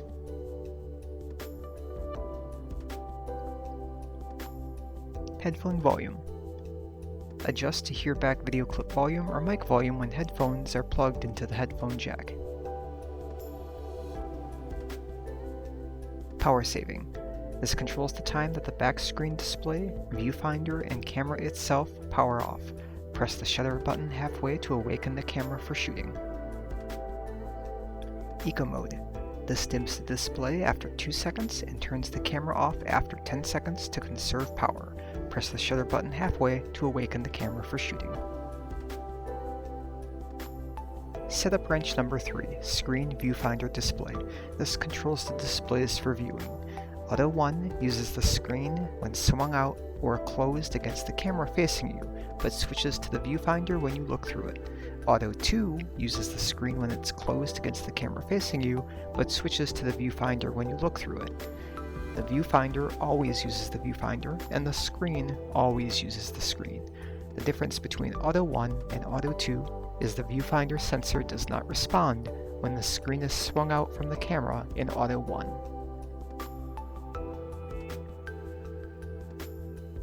Screen brightness. This controls the screen brightness. Helpful to see, but feel free to use a histogram to evaluate proper exposure. viewfinder brightness. Just like screen brightness, this controls the viewfinder brightness. Screen viewfinder brightness color tone. This lets you adjust the overall hue of color for the screen and viewfinder.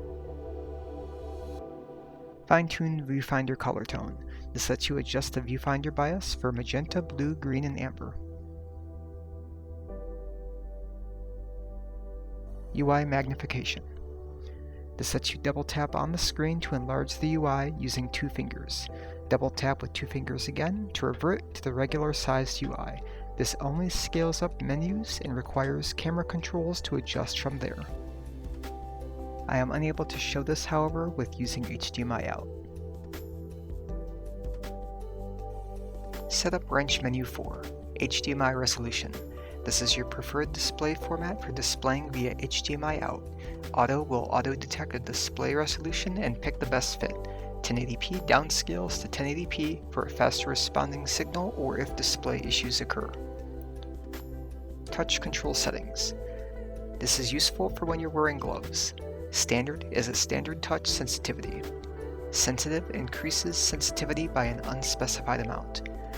Disable turns touch off entirely. As always, press with your fingers and not sharper objects like fingernails or ballpoint pens. Multifunction lock.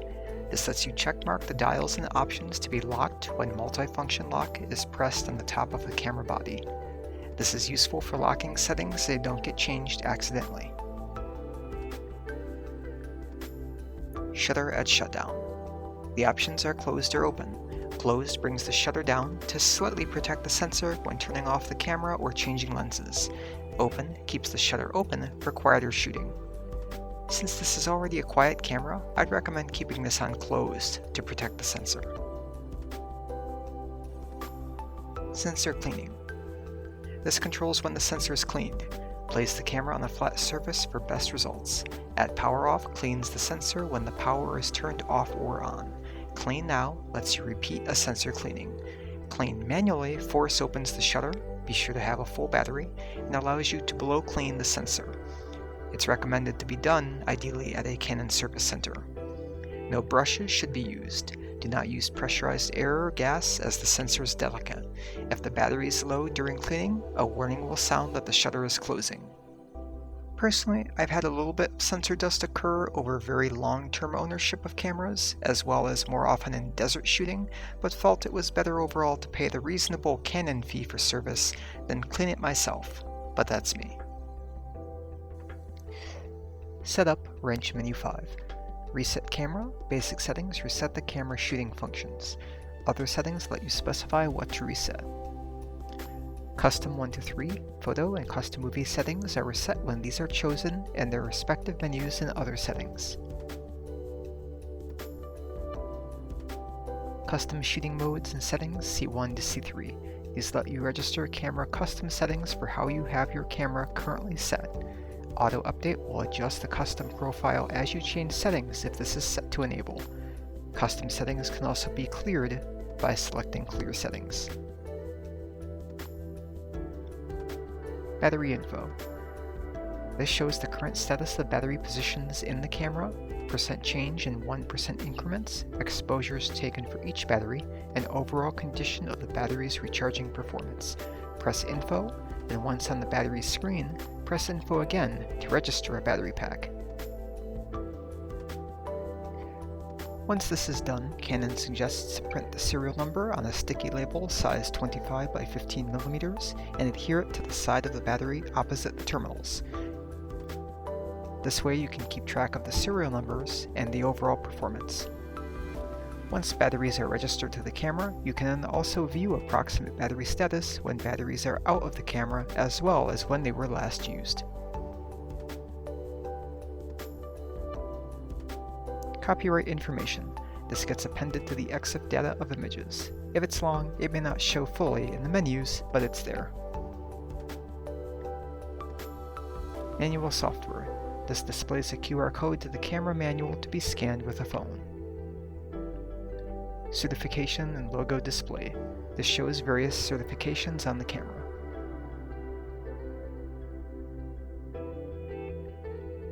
Firmware Update. This checks the current firmware and assists in upgrading if the firmware is updated. Download firmware onto an empty memory card, put it in the camera, and use this menu to update it. Custom menus number 1. Exposure level increments. This lets you adjust the exposure level in 1/3 or 1/2 amounts. ISO speed adjustments. Auto return has the ISO return to auto metering once the metering timer ends. Auto cancel retains the ISO speed even after metering is finished. Bracketing auto cancel. This cancels auto exposure bracketing and white balance bracketing when power is turned off. On is enable, off is disable. Bracketing sequence. This focuses on adjusting the 0, minus, and plus settings for bracketing bias, including adjusting the blue and magenta or green and amber spread. Here's a screenshot of the captured patterns for bracketing sequences. For number of bracketed shots, you can also control how many shots you'd like included in the bracketed sequence.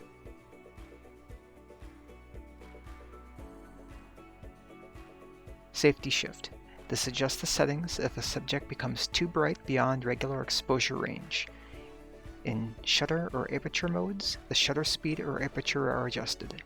In program, shutter, aperture, ISO speed is also adjusted within the auto-specified range. Custom menu number 2. Same exposure for new exposure. This automatically adjusts the ISO or shutter speed to compensate for underexposure when shooting in manual with a manual ISO before lens changes, using an extender or using a zoom lens with a variable aperture value. Off disables this. ISO speed force changes the ISO speed. ISO shutter prioritizes ISO speed changes first, then shutter if ISO goes out of range, and shutter just changes the shutter speed.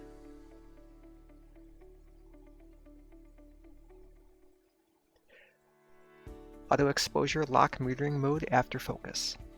This lets you checkmark the metering modes where autofocus will lock its metering when the shutter button is pressed halfway. Restrict shooting modes. Press the Q button in this menu to enable or disable the various shooting modes. All 9 cannot be disabled.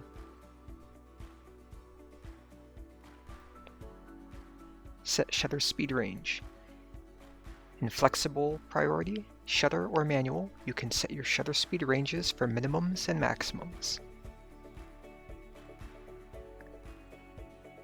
Set aperture range. In flexible, aperture, or manual, you can set the aperture range for minimums and maximums depending on the lens attached. Custom menu number 3. Dial direction during shutter and aperture. This reverses the top, mode, and back dial functions in manual mode, and only the top dial in other modes. Control ring rotation. This changes the direction of the RF lens or control ring adapter rotation direction during shutter speed or aperture adjustments. Customize buttons. This lets you change the function of most buttons and dials to do different functions. Please see the attached images from the manual for the adjustment grid.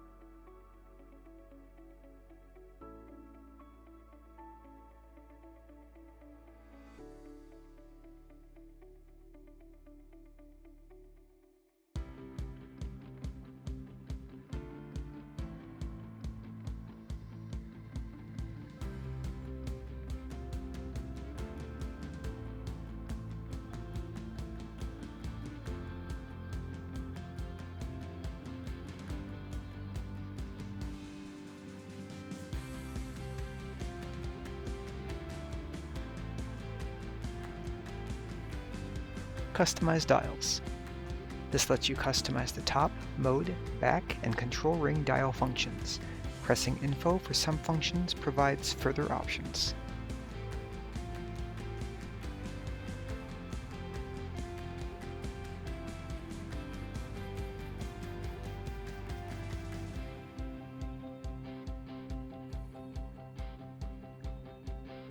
Clear Customized Settings. This clears the custom settings and functions. Custom Menus Number 4. Add cropping information. This displays vertical lines for easier cropping in DPP to emulate shooting on a medium format camera rather than automatically cropping your photos in camera. Various aspect ratios are available.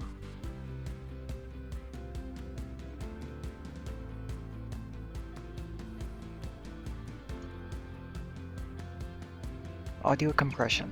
This adjusts the compression setting for audio at the expense of file size. Default erase option. This lets you change the erase setting from cancel, erase, erase raw, or erase Jpeg and HEIF.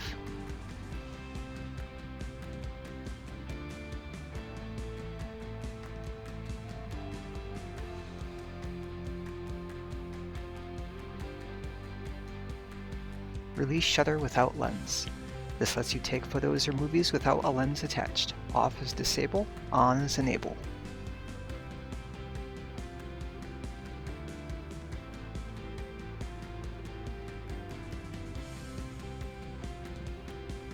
Retract lens on power off. Enable or disable lens retraction for lenses that have retracting gears on them, such as the EF 40mm f2.8 STM, when the power is turned off. Add IPTC information. This adds International Press Telecommunications Council information from EOS Utility for file information and sorting tasks. And Custom Menu 5, Clear Custom Functions, reverts all adjusted custom functions back to their camera defaults. And finally, while we're at it, we have My Menus. We'll start out with Add My Menus tab. This lets you make up to 5 custom menu tabs and change various functions on them. In terms of menu references, there are a few miscellaneous references as we get to the end of the manual. Number 1. You can use the included USB-C cable, a card reader, or wireless transfer to transfer media to the computer. Using a USB adapter, you can charge the camera's batteries as well as power and charge the camera. For using a battery grip, BGR10, I did cover this earlier regarding installing it on the camera and inserting the batteries. Be sure to turn the battery grip on in order to use the vertical functions of the grip. Number 2, if a movie camera icon along with thermometer is flashing in red, no new movies can be recorded, and any current recording movie will stop after approximately 3 minutes.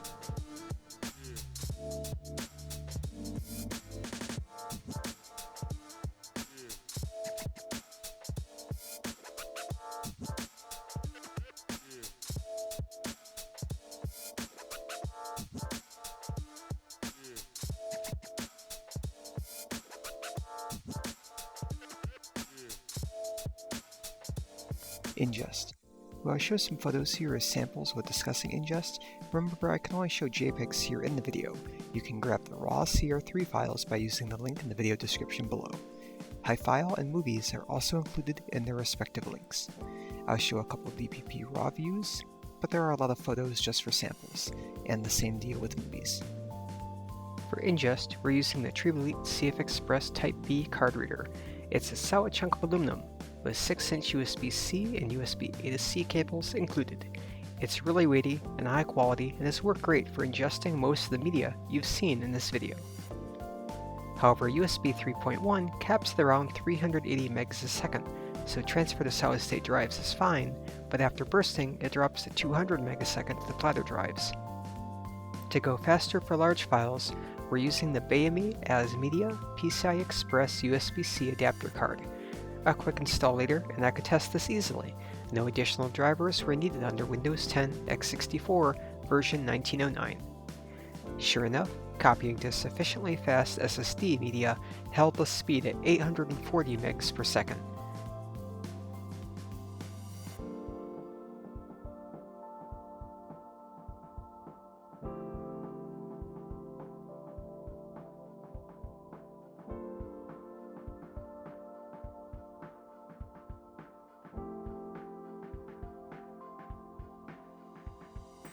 For the SD card, we're using a SanDisk Extreme Pro 95 megasecond Class 10 V30 card, which sure enough reached about 90 megasecond transfer rate, which any of our devices can sustain. Testing out our software suite now. For the lulz, we fired up some trusty old Photoshop CS6, but it's an expected no-go, except for JPEGs.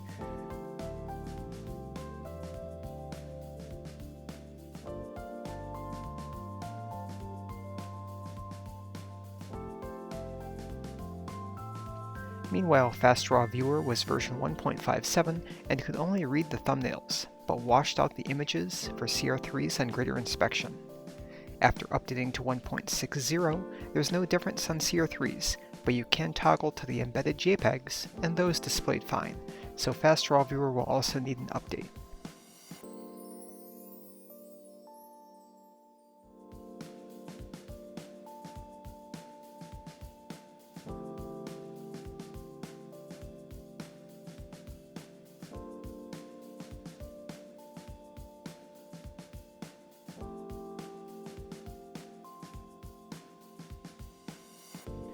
Updating Lightroom from CS6 in version 3.3 to version 9.2.1 April 2020 still did not fix the CR3 compatibility. After again updating to version 9.3.0 mid-2020, it still didn't work. Updating Photoshop to version 21.02 accepted JPEGs but not CR3s, and updating again to 21.2.1 mid-2020 still does not allow the opening of CR3s despite having Adobe Camera Raw 12.3. Looks like we'll have to wait for an Adobe update for all their programs. Meanwhile, Digital Photo Professional originally was version 4.11 and couldn't display the CR3s at all. However, after updating to version 4.12.20, everything works exactly as it's expected to, with full editing and settings control, including CR3 editing, 4K and 8K footage viewing, and Canon Log CRM viewing and exporting.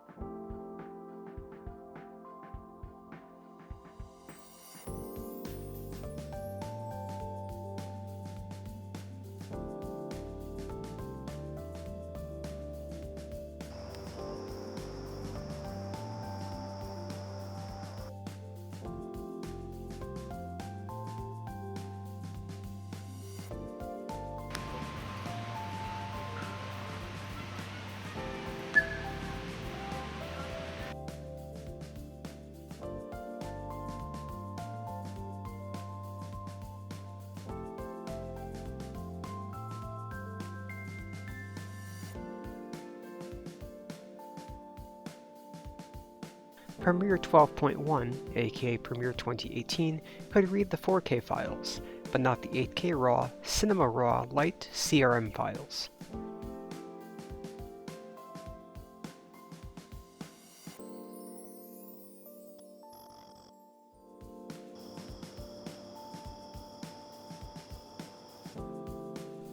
Updating Premiere Pro past version 12.1 early 2018 to version 14.0 early 2020 still couldn't allow me to open the CRMs.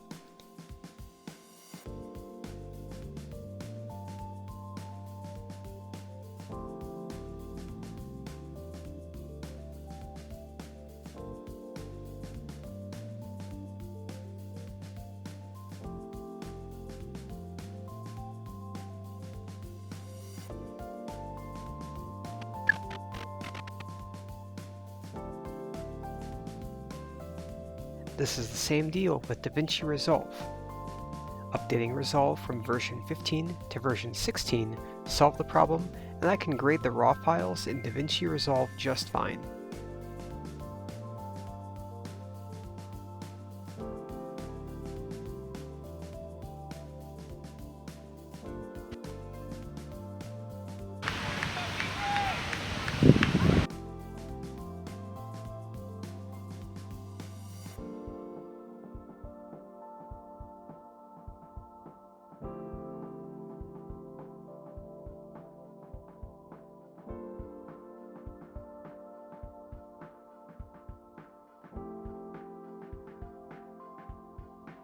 Meanwhile, for Premiere 2020, updating again to version 14.31 mid-2020 worked. However, on files where Canon Log was turned off, Premiere still showed it on, so there may be some adjustments needed in Premiere Pro, such as program stability. Because of this, I feel that for 8K CRM RAW editing, DaVinci is your only go-to software at this time outside of Canon DPP, and for CR3 RAW editing, DPP is your only choice for now. Sure, you can export the images to DNG and edit with other programs, which is what other YouTubers are doing, but as of early September, that's our software landscape at this time. Updating to the latest Creative Cloud versions and Lightroom Classic only succeeded in throwing my software into cloud-only subscription mode and didn't solve any file compatibility issues, but since I prefer to use DPP and have used DaVinci before, this wasn't an issue.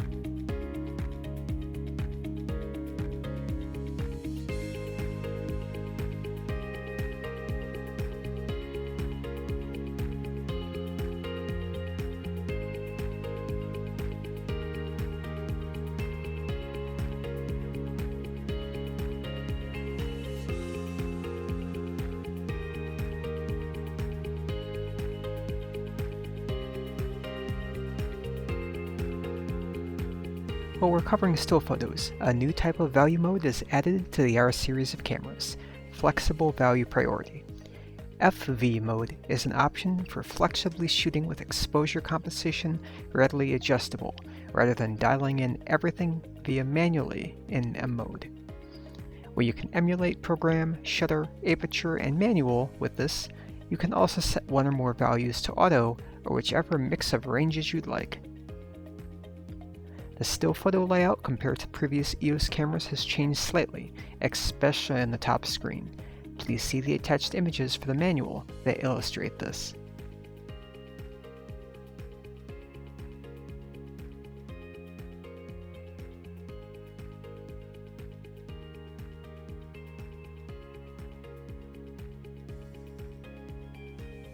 Doing advanced photo styles is pretty straightforward with DPP. For example, turn on HDR, set your bracket range, and use the Merge tool in DPP to create an HDR image.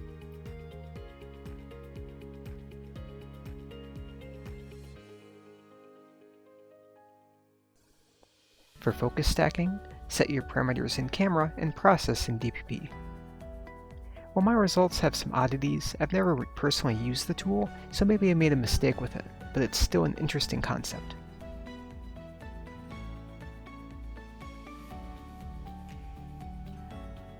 Here are some ISO notes I made while looking at DPP's Quick Check.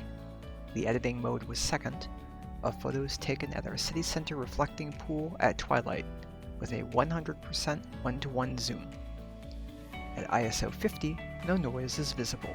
This holds true for ISOs 100, 200, 320, and up to 640, where only very light noise becomes visible in Quick Check, but it's easily suppressed in editing with low noise reduction and other tools in DPP's editing mode.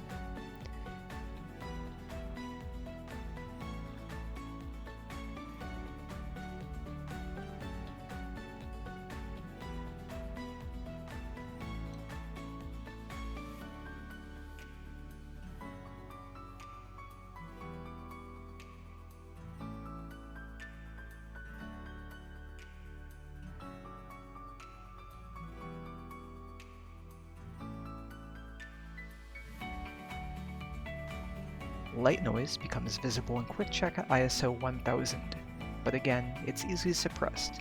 This holds true for ISO 1250 and 2500.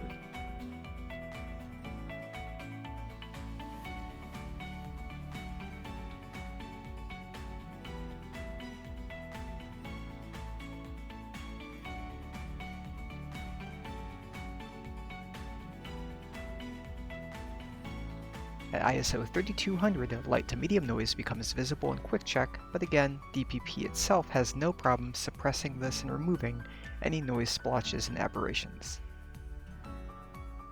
At ISO 4000, medium noise becomes visible. This holds true for ISO 6400, and as we get to ISO 8000, medium to high noise in Quick Check becomes visible, but again, this can still be suppressed and handled just fine in DPP editing.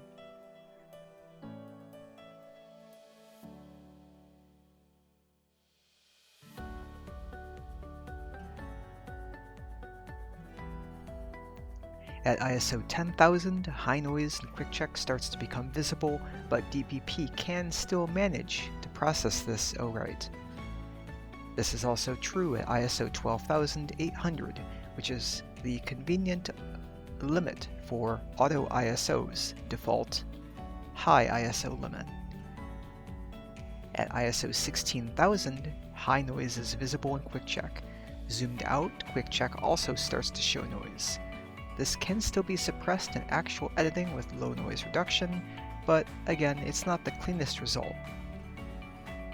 At ISO 20,000, Quick Check shows very high noise. Zoomed in also shows strong noise chromatic aberration.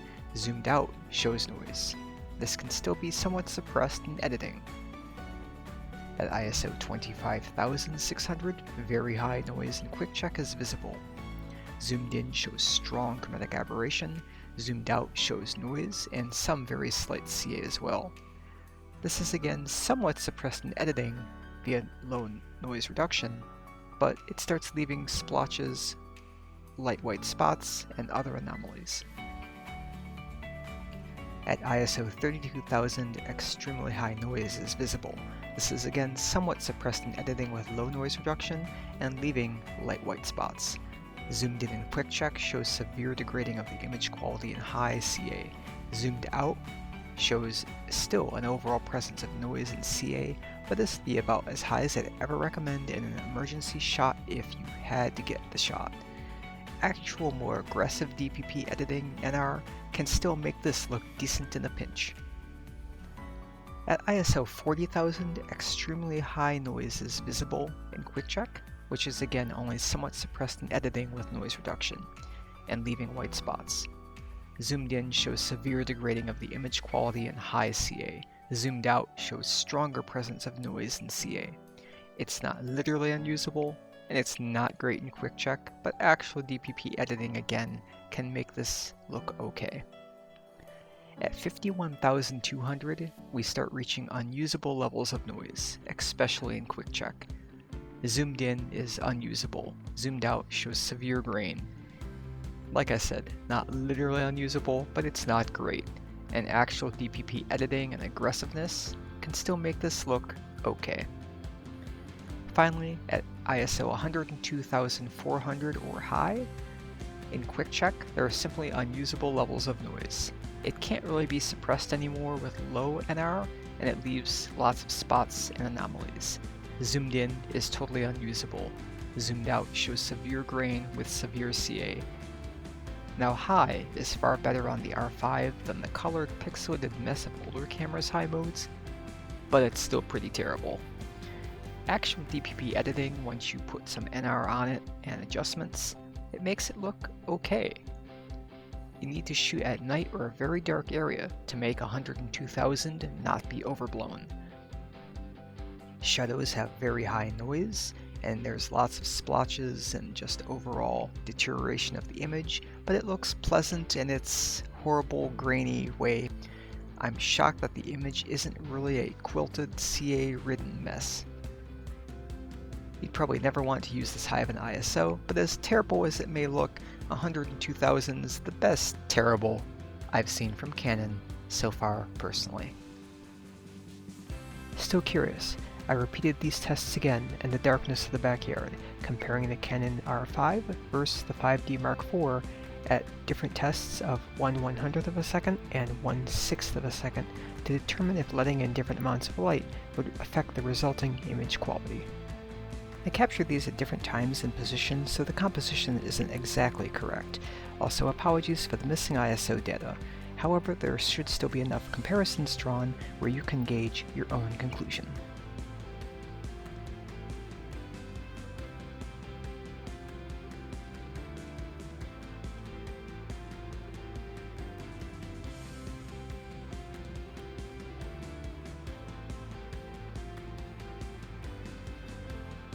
In the darkness background images, we see that at 1/100th samples, the ISO of 16,000 shot is pretty clean in editing of DPP, but since we've already built up some light in the image on the sensor at 1/6, it's not quite as clean at ISO 16,000, but it's still very usable.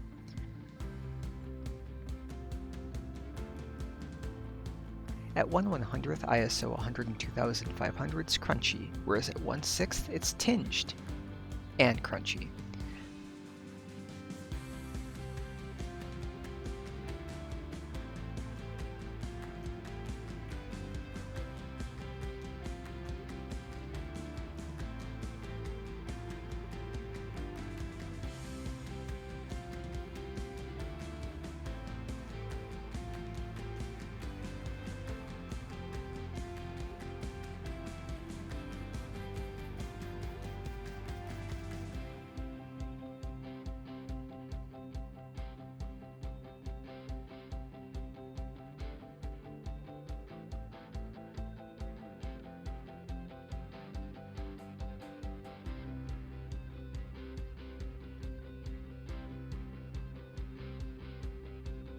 As I'd say, it depends on your ratio of shutter speed, aperture, and gathered light coupled with ISO for the best results, as well as the editing program that you're using and overall look and feel of the images that you want to make.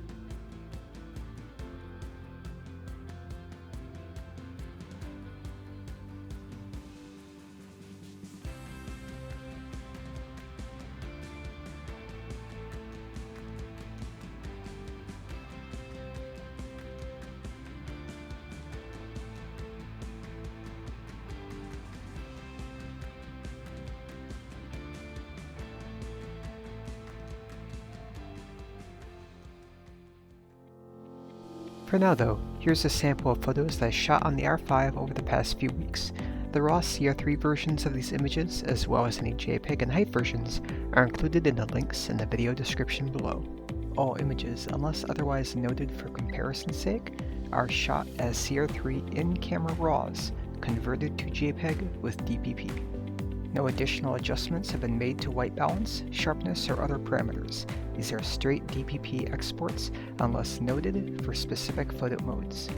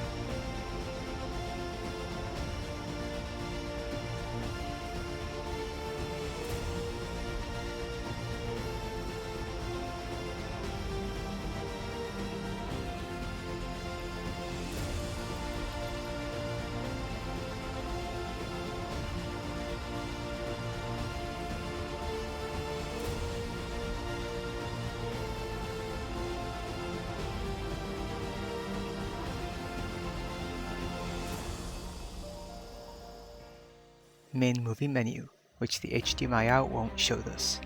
Compared to previous Canon cameras which would give you auto or manual control in movie mode, on the R5 you can actually select a full range of modes from auto, program, shutter, aperture, manual, and custom settings modes.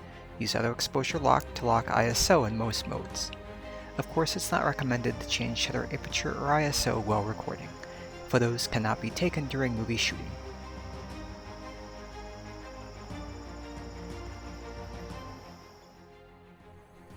In Movie Menu 1, first we have Movie Recording Quality. For movie formats, RAW records uncompressed RAW with or without Canon log mode. MP4 records MP4. Movie Resolutions.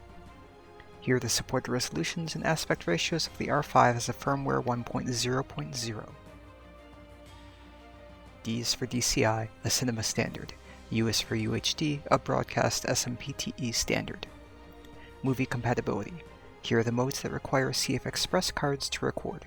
While 4K All-I cannot be recorded to SD, 4K IPB can, as well as all 1080 modes. There is no 4K IPB Lite.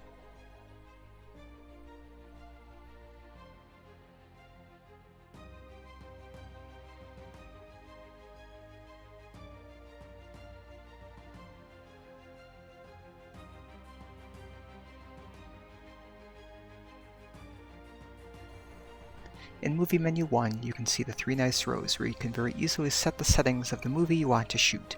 Simply change the resolutions and the compression scheme as well as frame rate, and the resulting options light up or gray out to show you what's possible or not possible in each respective mode. For HDMI out, a max of 4K 60 HQ mode can be used as well as Canon log at the expense of heat. All-I, each frame is compressed individually. This is the best quality for editing at the expense of data rate. IPB Standard compresses multiple frames at once to save space and provide longer record times. IPB Lite. This lowers the bitrate even further for greater playback compatibility on mobile devices and offers the longest record time at the expense of quality. High frame rate movies. Toggle HFR on for DCI or UHD 4K at 120 frames per second. Only All-I is offered, with no sound capture. This generates a 4x sped down movie in software which you can replay for slow motion 30 frames per second footage or speed it up by 400% to have the clip at original speed. 4K HQ mode. This oversamples the sensor from 8K to generate a higher quality 4K movie image at the expense of heat. For SD card recording, SD and SDHC cards will format in FAT32, splitting every 4 gig file for a long movie. For SDXC cards, they will format in exFAT and record in a single file beyond 4 gigs. When ingesting greater than 4 gig files, use EOS Utility or a card reader, as standard import methods for your OS may not work. Movie cropping adds a 1.6x APS-C crop to your movies.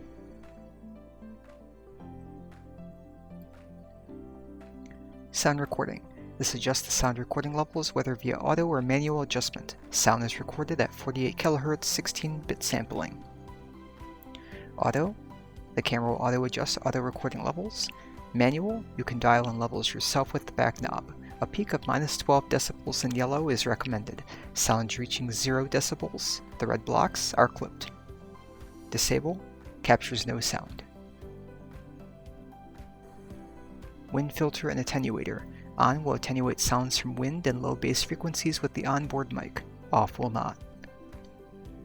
For microphone audio, onboard records mono only. Any attached mic to the 3.5mm in jack records in the mode specified by that mic. Headphones. Connect headphones to the 3.5mm jack. Adjust the volume by the quick button, selecting the headphones icon and dial in for listening. Movie Menu 2. Many of the same settings as Image Control 1 Submenu 2 are identical to the photo mode, such as HDR PQ, Auto Lighting Optimizer, and Highlight Tone Priority. You can always adjust exposure using the back wheel or via the RF or control ring adapter once autofocus is achieved, even in movies. All of this may distort the viewing experience. A note. While there's a lot of data presented in this video, these menus are among the most important. If you, like me, and I imagine most people, intend to use this camera using internal memory cards, here's a chart showing your bit rates and estimated runtime based on card capacity. Don't expect to get much footage on a basic 32GB card at 4K or 8K resolutions. The first chart shows bit rates with C-Log or HDR-PQ off, and the second chart with it turned on. 8K DCI 29.97 RAW is the most space intensive, recording at 15.6 gigabits per second or a whopping 2 gigabytes per second. Be sure to buy a very fast writing CF Express card for the higher bitrate modes. Movie Menu 3. Like Menu 2, many of the same settings here are identical for movie shooting and generally cannot be changed except for ISO, shutter speed, and aperture, and mic and headphone volume via the quick button. White balance and other settings need to be dialed in before hitting record or edited in post. Canon Log. This records a flat, neutral-style gamma curve that's best designed for having LUTs applied and edited in post, retaining a wide dynamic range in shadows and highlights. This is recorded as a 10-bit YCBCR or Luma Blue Red 422 sampling file. ISO 400 is the recommended level for Canon Log 1. C-Log 2 and C-Log 3 are not supported at this time. Canon Log uses BT709 and BT2020 color spaces. View Assist. This simulates the final edit in the viewfinder and backscreen to emulate what grading your finished file will look like, and for ease of shooting. Color Matrix. EOS Original shoots equivalent to the EOS 1 DC, compared to Neutral, which has better color rendition.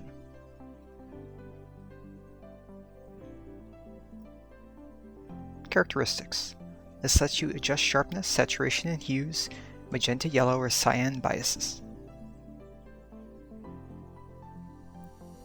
Color space. This selects the color space for HDMI out, whether BT709 or BT2020. Movie Menu 4. You can configure lens adjustments and high ISO noise reduction in this screen for movies. Movie Menu 5, HDR Movie Recording. This is only available with 1920 by 1080 Full HD at 29.97 frames per second IPB settings and no other. C-Log, Movie Digital Image Stabilization, Time-Lapse Movie or Highlight Tone Priority Enabled, disables this feature. HDR movies use several frames combined, similar to photos, to capture an HDR video, so using a tripod is recommended. Time-Lapse Movie. This sets the camera up to record still photos in a sequence and auto-merge them together in a movie file. The settings are 8K, 4K, and Full HD, all at 29.97 frames per second, all I and TSC or 25 frames per second PAL. To configure this, enable time-lapse, set your amount of photos, the interval timer between shots, movie resolution, and exposure locked to a fixed first frame or on every shot. A maximum of 3 days interval and 3600 images in a sequence can be set. You can also configure screen display preferences, AF beep, and view the elapsed time of the final movie. A final white balance calibration check is done, and then you can begin shooting the sequence. Movie Menu 6. Movie Self-Timer. This lets you pick between 10 and 2 seconds before movie recording begins, so you can finalize a scene. The timer begins from pressing the red record button on the back screen or the top record button on the camera. Remote Control. This lets you use a plugged-in remote control to start the timer. Movie Menu 7. IS Image Stabilizer Mode. Off, on, or enhanced. Off keeps the in-body IS off, but lens IS, if you have it, is used. On turns on the in-body stabilization, and some camera shake is reduced. Enhanced applies a 1.6 crop, and further shake is reduced. Of course, with fast motion or a variety of camera shake, not all motion can be corrected, so test this on your own for best results. IS Plus is shown when some lenses can offer even further stabilization along with the camera's built-in IS. Shutter button function during movies. You can configure what happens when you half press or fully press the shutter button here. Half press options include metering for focus, and full press will start or stop movie recording. Metering timer is identical to photo modes for exposure metering. Zebras. This turns on alternating white and black lines, zebras, to ensure highlights are not clipped. Pattern 1 uses left slant stripes. Pattern 2 uses right slant stripes. Zebra 1 plus 2 combine both. The level of each corresponds to the percent of maximum brightness of the highlights. Settings of 80% and 50% are suggested, but personal preferences vary. Maximum brightness is not reached when Clog is turned on. Shooting information display and viewfinder display format. These two submenus are identical to their image menu setting counterparts covered earlier. Movie Menu 8, Overheat Warning, on or off. On attempts to limit overheating by conserving screen refreshing and battery power. Off operates at full power at the expense of recording time and greater internal temperatures. This is automatically disabled when outputting via HDMI. However, depending on the recording quality, resolution, and length, it is possible for the camera to still overheat. However, I personally cannot test this. If connected to HDMI, HDMI display appears. Options are camera plus display or camera only. Press the info button on the back to toggle display preferences to which device, along with clearing information off an external recording device for finalized recording. Timecode. Puts in hours, minutes, seconds, and frame timecode on movies for ease of editing. Count up recording run. Time counter only advances when the record button is pressed and pauses when stopped. Free run. Time counter advances even if the recording is not in progress. Start time setting. Manual lets you configure any time and hours, minutes, seconds, and frame format to start from. Reset resets to 0, and set to camera time corrects to the current camera time at frame 0. Movie recording count displays either the recording time elapsed when recording and the estimated time left possible to record more when stopped, or the time code counting up of the currently recording movie. Movie play count, same options when playing a movie back. HDMI timecode. This passes timecode information out via HDMI to an external device. It must be enabled for HDMI command to appear. HDMI recording command. Off lets an external device start and stop the recording. On synchronizes with the recording on the camera. Drop frame. In certain frame rates, timecode will not sync up properly with the desired output, so a drop frame is applied to align this. Enable skips timecode numbers to account for this. Disable does not. Other general movie notes. In movie AV aperture mode, you can fine-tune the aperture in 1/8 stop increments in menu number 2 with an RF lens equipped. Auto slow shutter. This is available in only program or shutter modes. Disable helps create smoother movement for subject moving compared to enable. Enable, however, lets you record brighter movies by slowing the shutter speed to 1/30th of a second. For longer HDMI output beyond 30 minutes, select HDMI on camera and display and set auto power off in the power saving menu to disable. However, no HDMI information being shown on your external device also does not provide any information about card space, battery level, or high temperatures. If you use a slow writing card, you may see a card buffer gauge appear on screen indicating that the internal camera buffer is almost full. If the card cannot write fast enough, the movie will stop recording. Finally, the YCbCR Luma Blu-Red 422 8-bit color space is used in all movies except RAW. And now to show a few other video aspects. Alright, this has been 4K 60 mode HQ turned on, oversampled 4K.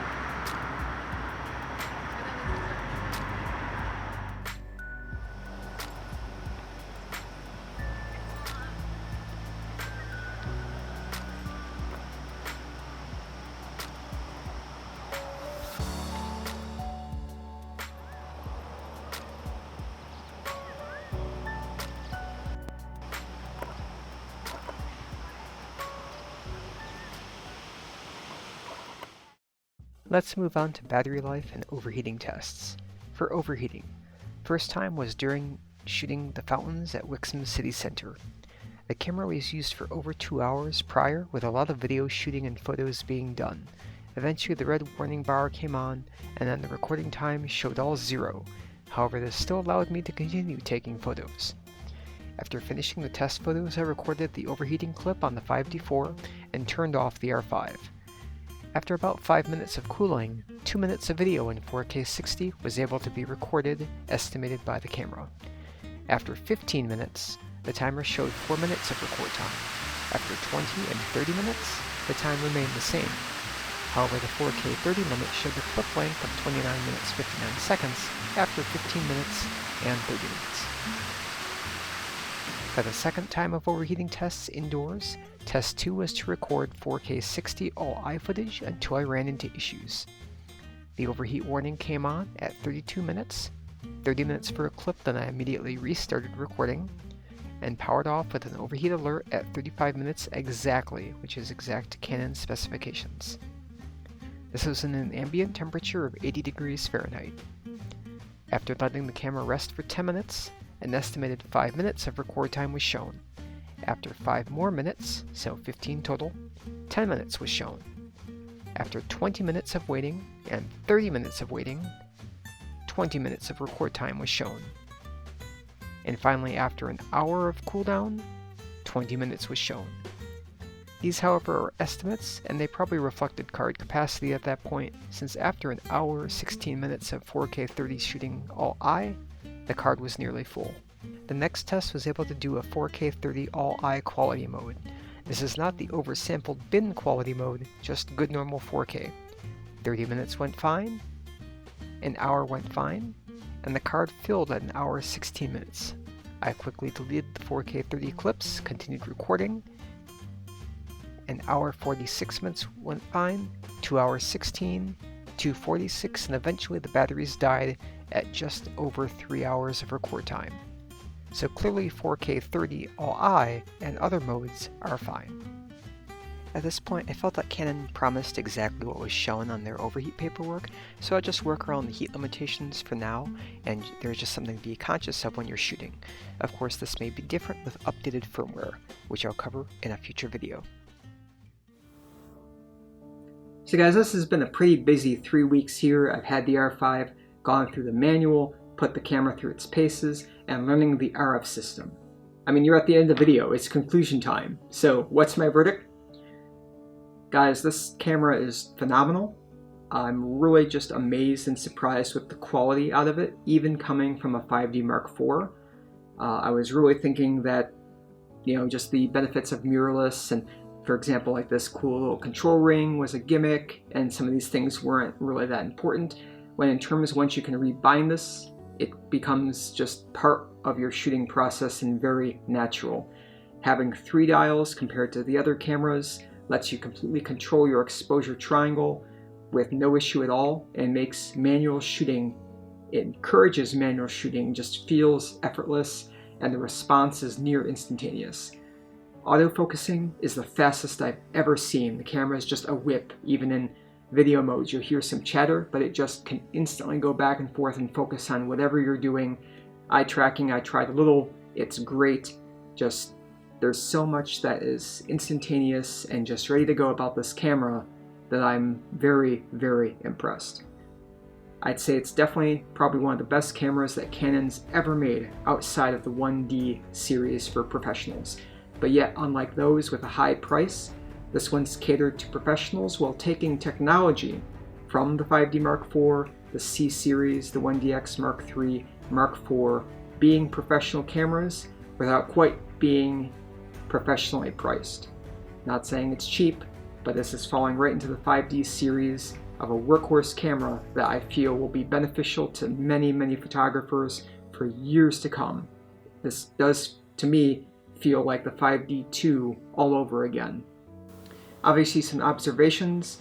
As someone who has very poor eyesight, I was really worried about buying into this system with knowing there's no mirror, no optical prism. It's only an EVF, but I can say, even though I can't show it here, the EVF is wide, full coverage, bright, crisp, clear. You can actually read all those little tiny text menus of your shutter speed and exposure and settings that normally with the faded green systems and the older cameras, I could never read at all. This, barring maybe bright, really bright extreme outdoor sunlight, you can read the EVF even with poor eyesight. It's very high quality. The screen, it's good quality. It's not quite obviously what the EVF is, but it's at least as good as the 5D Mark IVs. The back screen might wash out in bright sunlight, but the back screen is still very good. In terms of the autofocus, by far the fastest I've seen, even with an EF mounted converted lens, not RF native glass. It's just instantaneous, is just so quick. Just, you can see some of the video. Sure, there's some lens chatter and hunting, but it just picks up right on as something enters frame and focuses, and it just drives it so fast. It's really cool to see the AF work on this, and again, with its ED-6 sensitivity, it'll focus in darkness at least as well as the 5D Mark IV, if not a hair better, and the same with the ISO. It's not groundbreaking and ultra-high ISO, but it is a hair better than the 5D Mark IV by one notch, and the photo quality and recovery, especially with DPP modification, makes photos at high ISO very usable. Not perfect, not noise-free, but very usable from the days of, say, the 5D Mark II or Mark III. So with these things being said, I do feel the R5 is pretty much one of the best cameras Canon's ever made outside of the 1D series, as it borrows tech from the C series, the 5D Mark IV, the 1DX Mark III, 1DX Mark IV, and puts it all into a body that's for professionals, and yet not so priced out as to be top of the line. It's priced for professionals and it delivers exceptionally. So guys, if your target's just general photography, great. If you're focused on sports, this has a super high frame rate. If you do night or bar, late night concert, rave photography, this works great in low light with excellent ISO results. Weddings, no problem. Might have to swap your batteries once, but otherwise, obviously electronic cameras will use more power in general, so that's a given. But easily can keep up with bursts, and if you don't need the huge file size, you can always pick the intermediate raw sizes or JPEGs and size it way down. If you need that resolution, 45 meg is great, and I can certainly tell the difference on my end. So guys, if your target for this is just general photography, sports, weddings, birding, nightlife, what have you, obviously this has the little AF lamp on it. I've had this focus in literal complete darkness with the lamp, even maybe sometimes without the lamp. It's quite sensitive, especially toward the center. There's not many situations that I feel that this camera would struggle in, barring maybe exceptionally high ISO cleanliness, but that's just about with any camera. So obviously you've seen the media for a stills camera, I would highly recommend it. It's priced high enough to certainly be professional, but not so far out of the range of the 5D series that it's untenable. Obviously, with the price point, this is right where the 5D series falls into, and that's their target for this, is the hybrid shooter, the wedding shooter, and for that I can say this is just an exceptional kit. Definitely this or the R6 should be in your bag. Another good point to this camera is, again, never having tried any other mirrorless, I presume it's probably pretty true, is that since there's no mirror to get out of the way, these cameras by nature are only about half as loud as their mirrored counterpart like my 5D4, 7D2, and so on. By far the quietest camera I've ever used. If you go into silent mode 1, the shutter clicks a little less, and there's just a little bit less noise for less time.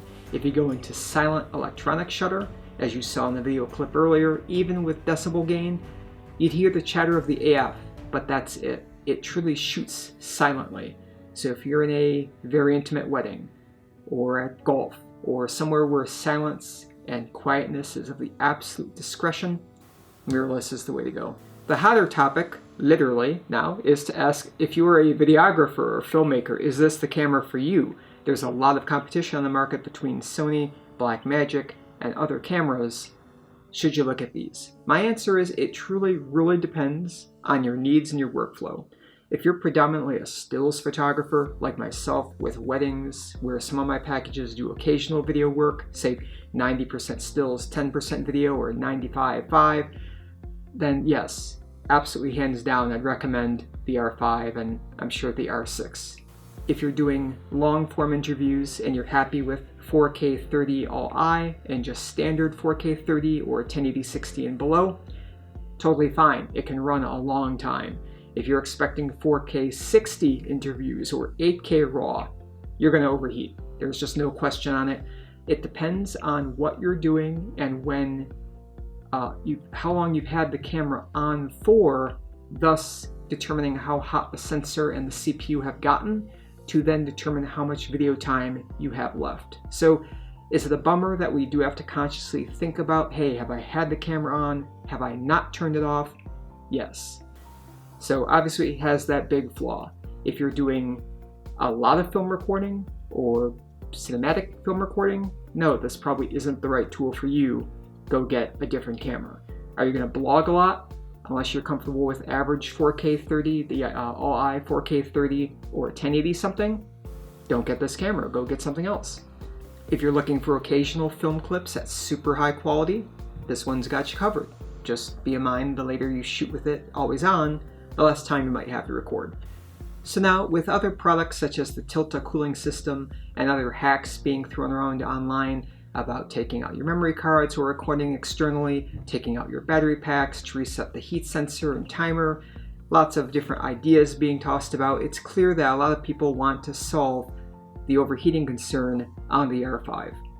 But the good news here, guys, is feel free to smash that like button, especially sub, because I'm going to follow up this video with another couple others, one focusing on 8K, but the next one also focusing on the newest camera firmware released by Canon 1.1 this week, which actually helps control the ambient sensor and CPU temperatures much better, especially for doing 8K and 4K video in room temperature conditions. Not so much outdoors, but apparently the videos that have come out so far showing firmware 1.1 being a gargantuan improvement in high bitrate record time. So I'll do my test too. May not be the first out there, but I will definitely be getting around to that and see just how much improved that this firmware is off 1.0.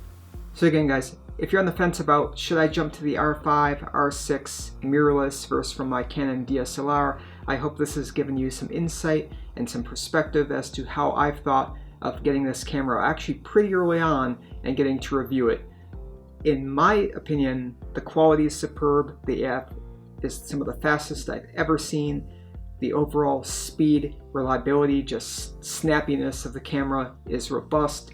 The video looks great. The overheating's annoying, but can work around that. The photos are absolutely fantastic. So guys, that wraps it up. Overall, I'm very impressed. Would I say, of course, the biggest thing coming from price, especially for whether it's a kit combo or just the body, the R5 is very close in price, a little higher than a 5D Mark IV.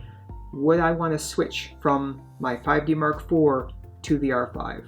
Obviously, you got, a few hundred more expense in the body, plus a battery grip, or plus your EF lens adapter. Obviously, your CF Express card is quite a bit more expensive than CF or SD cards, but just the overall quality and snappiness of this camera, the ease of handling, especially for just configuring things like your exposure and f-stop, hands down with all the dials, just so fast. Would I say, would you want to switch from your 5D4 to the R5? I think that's pretty valid, especially if you do work that involves higher resolution, like weddings or portraiture. So in the meantime, if you're concerned, go check the photo and video links down below in the video description, where you can grab some absolutely gargantuan Dropbox zips of photos and videos, including all-I, IPB, 4K, 8K, RAW, C-Log on and off, as well as the vast majority of photos used in this video, to see if this is truly something that you'd like to buy into. For my work, again with weddings, hands down, great photo quality, great video quality in spurts for when I need it, can let the camera cool when I don't. Obviously I'll be on firmware 1.1 soon, so that will probably help a lot. But otherwise, thank you for your support. Thanks again for following along with this gargantuan R5 video. See you guys next time.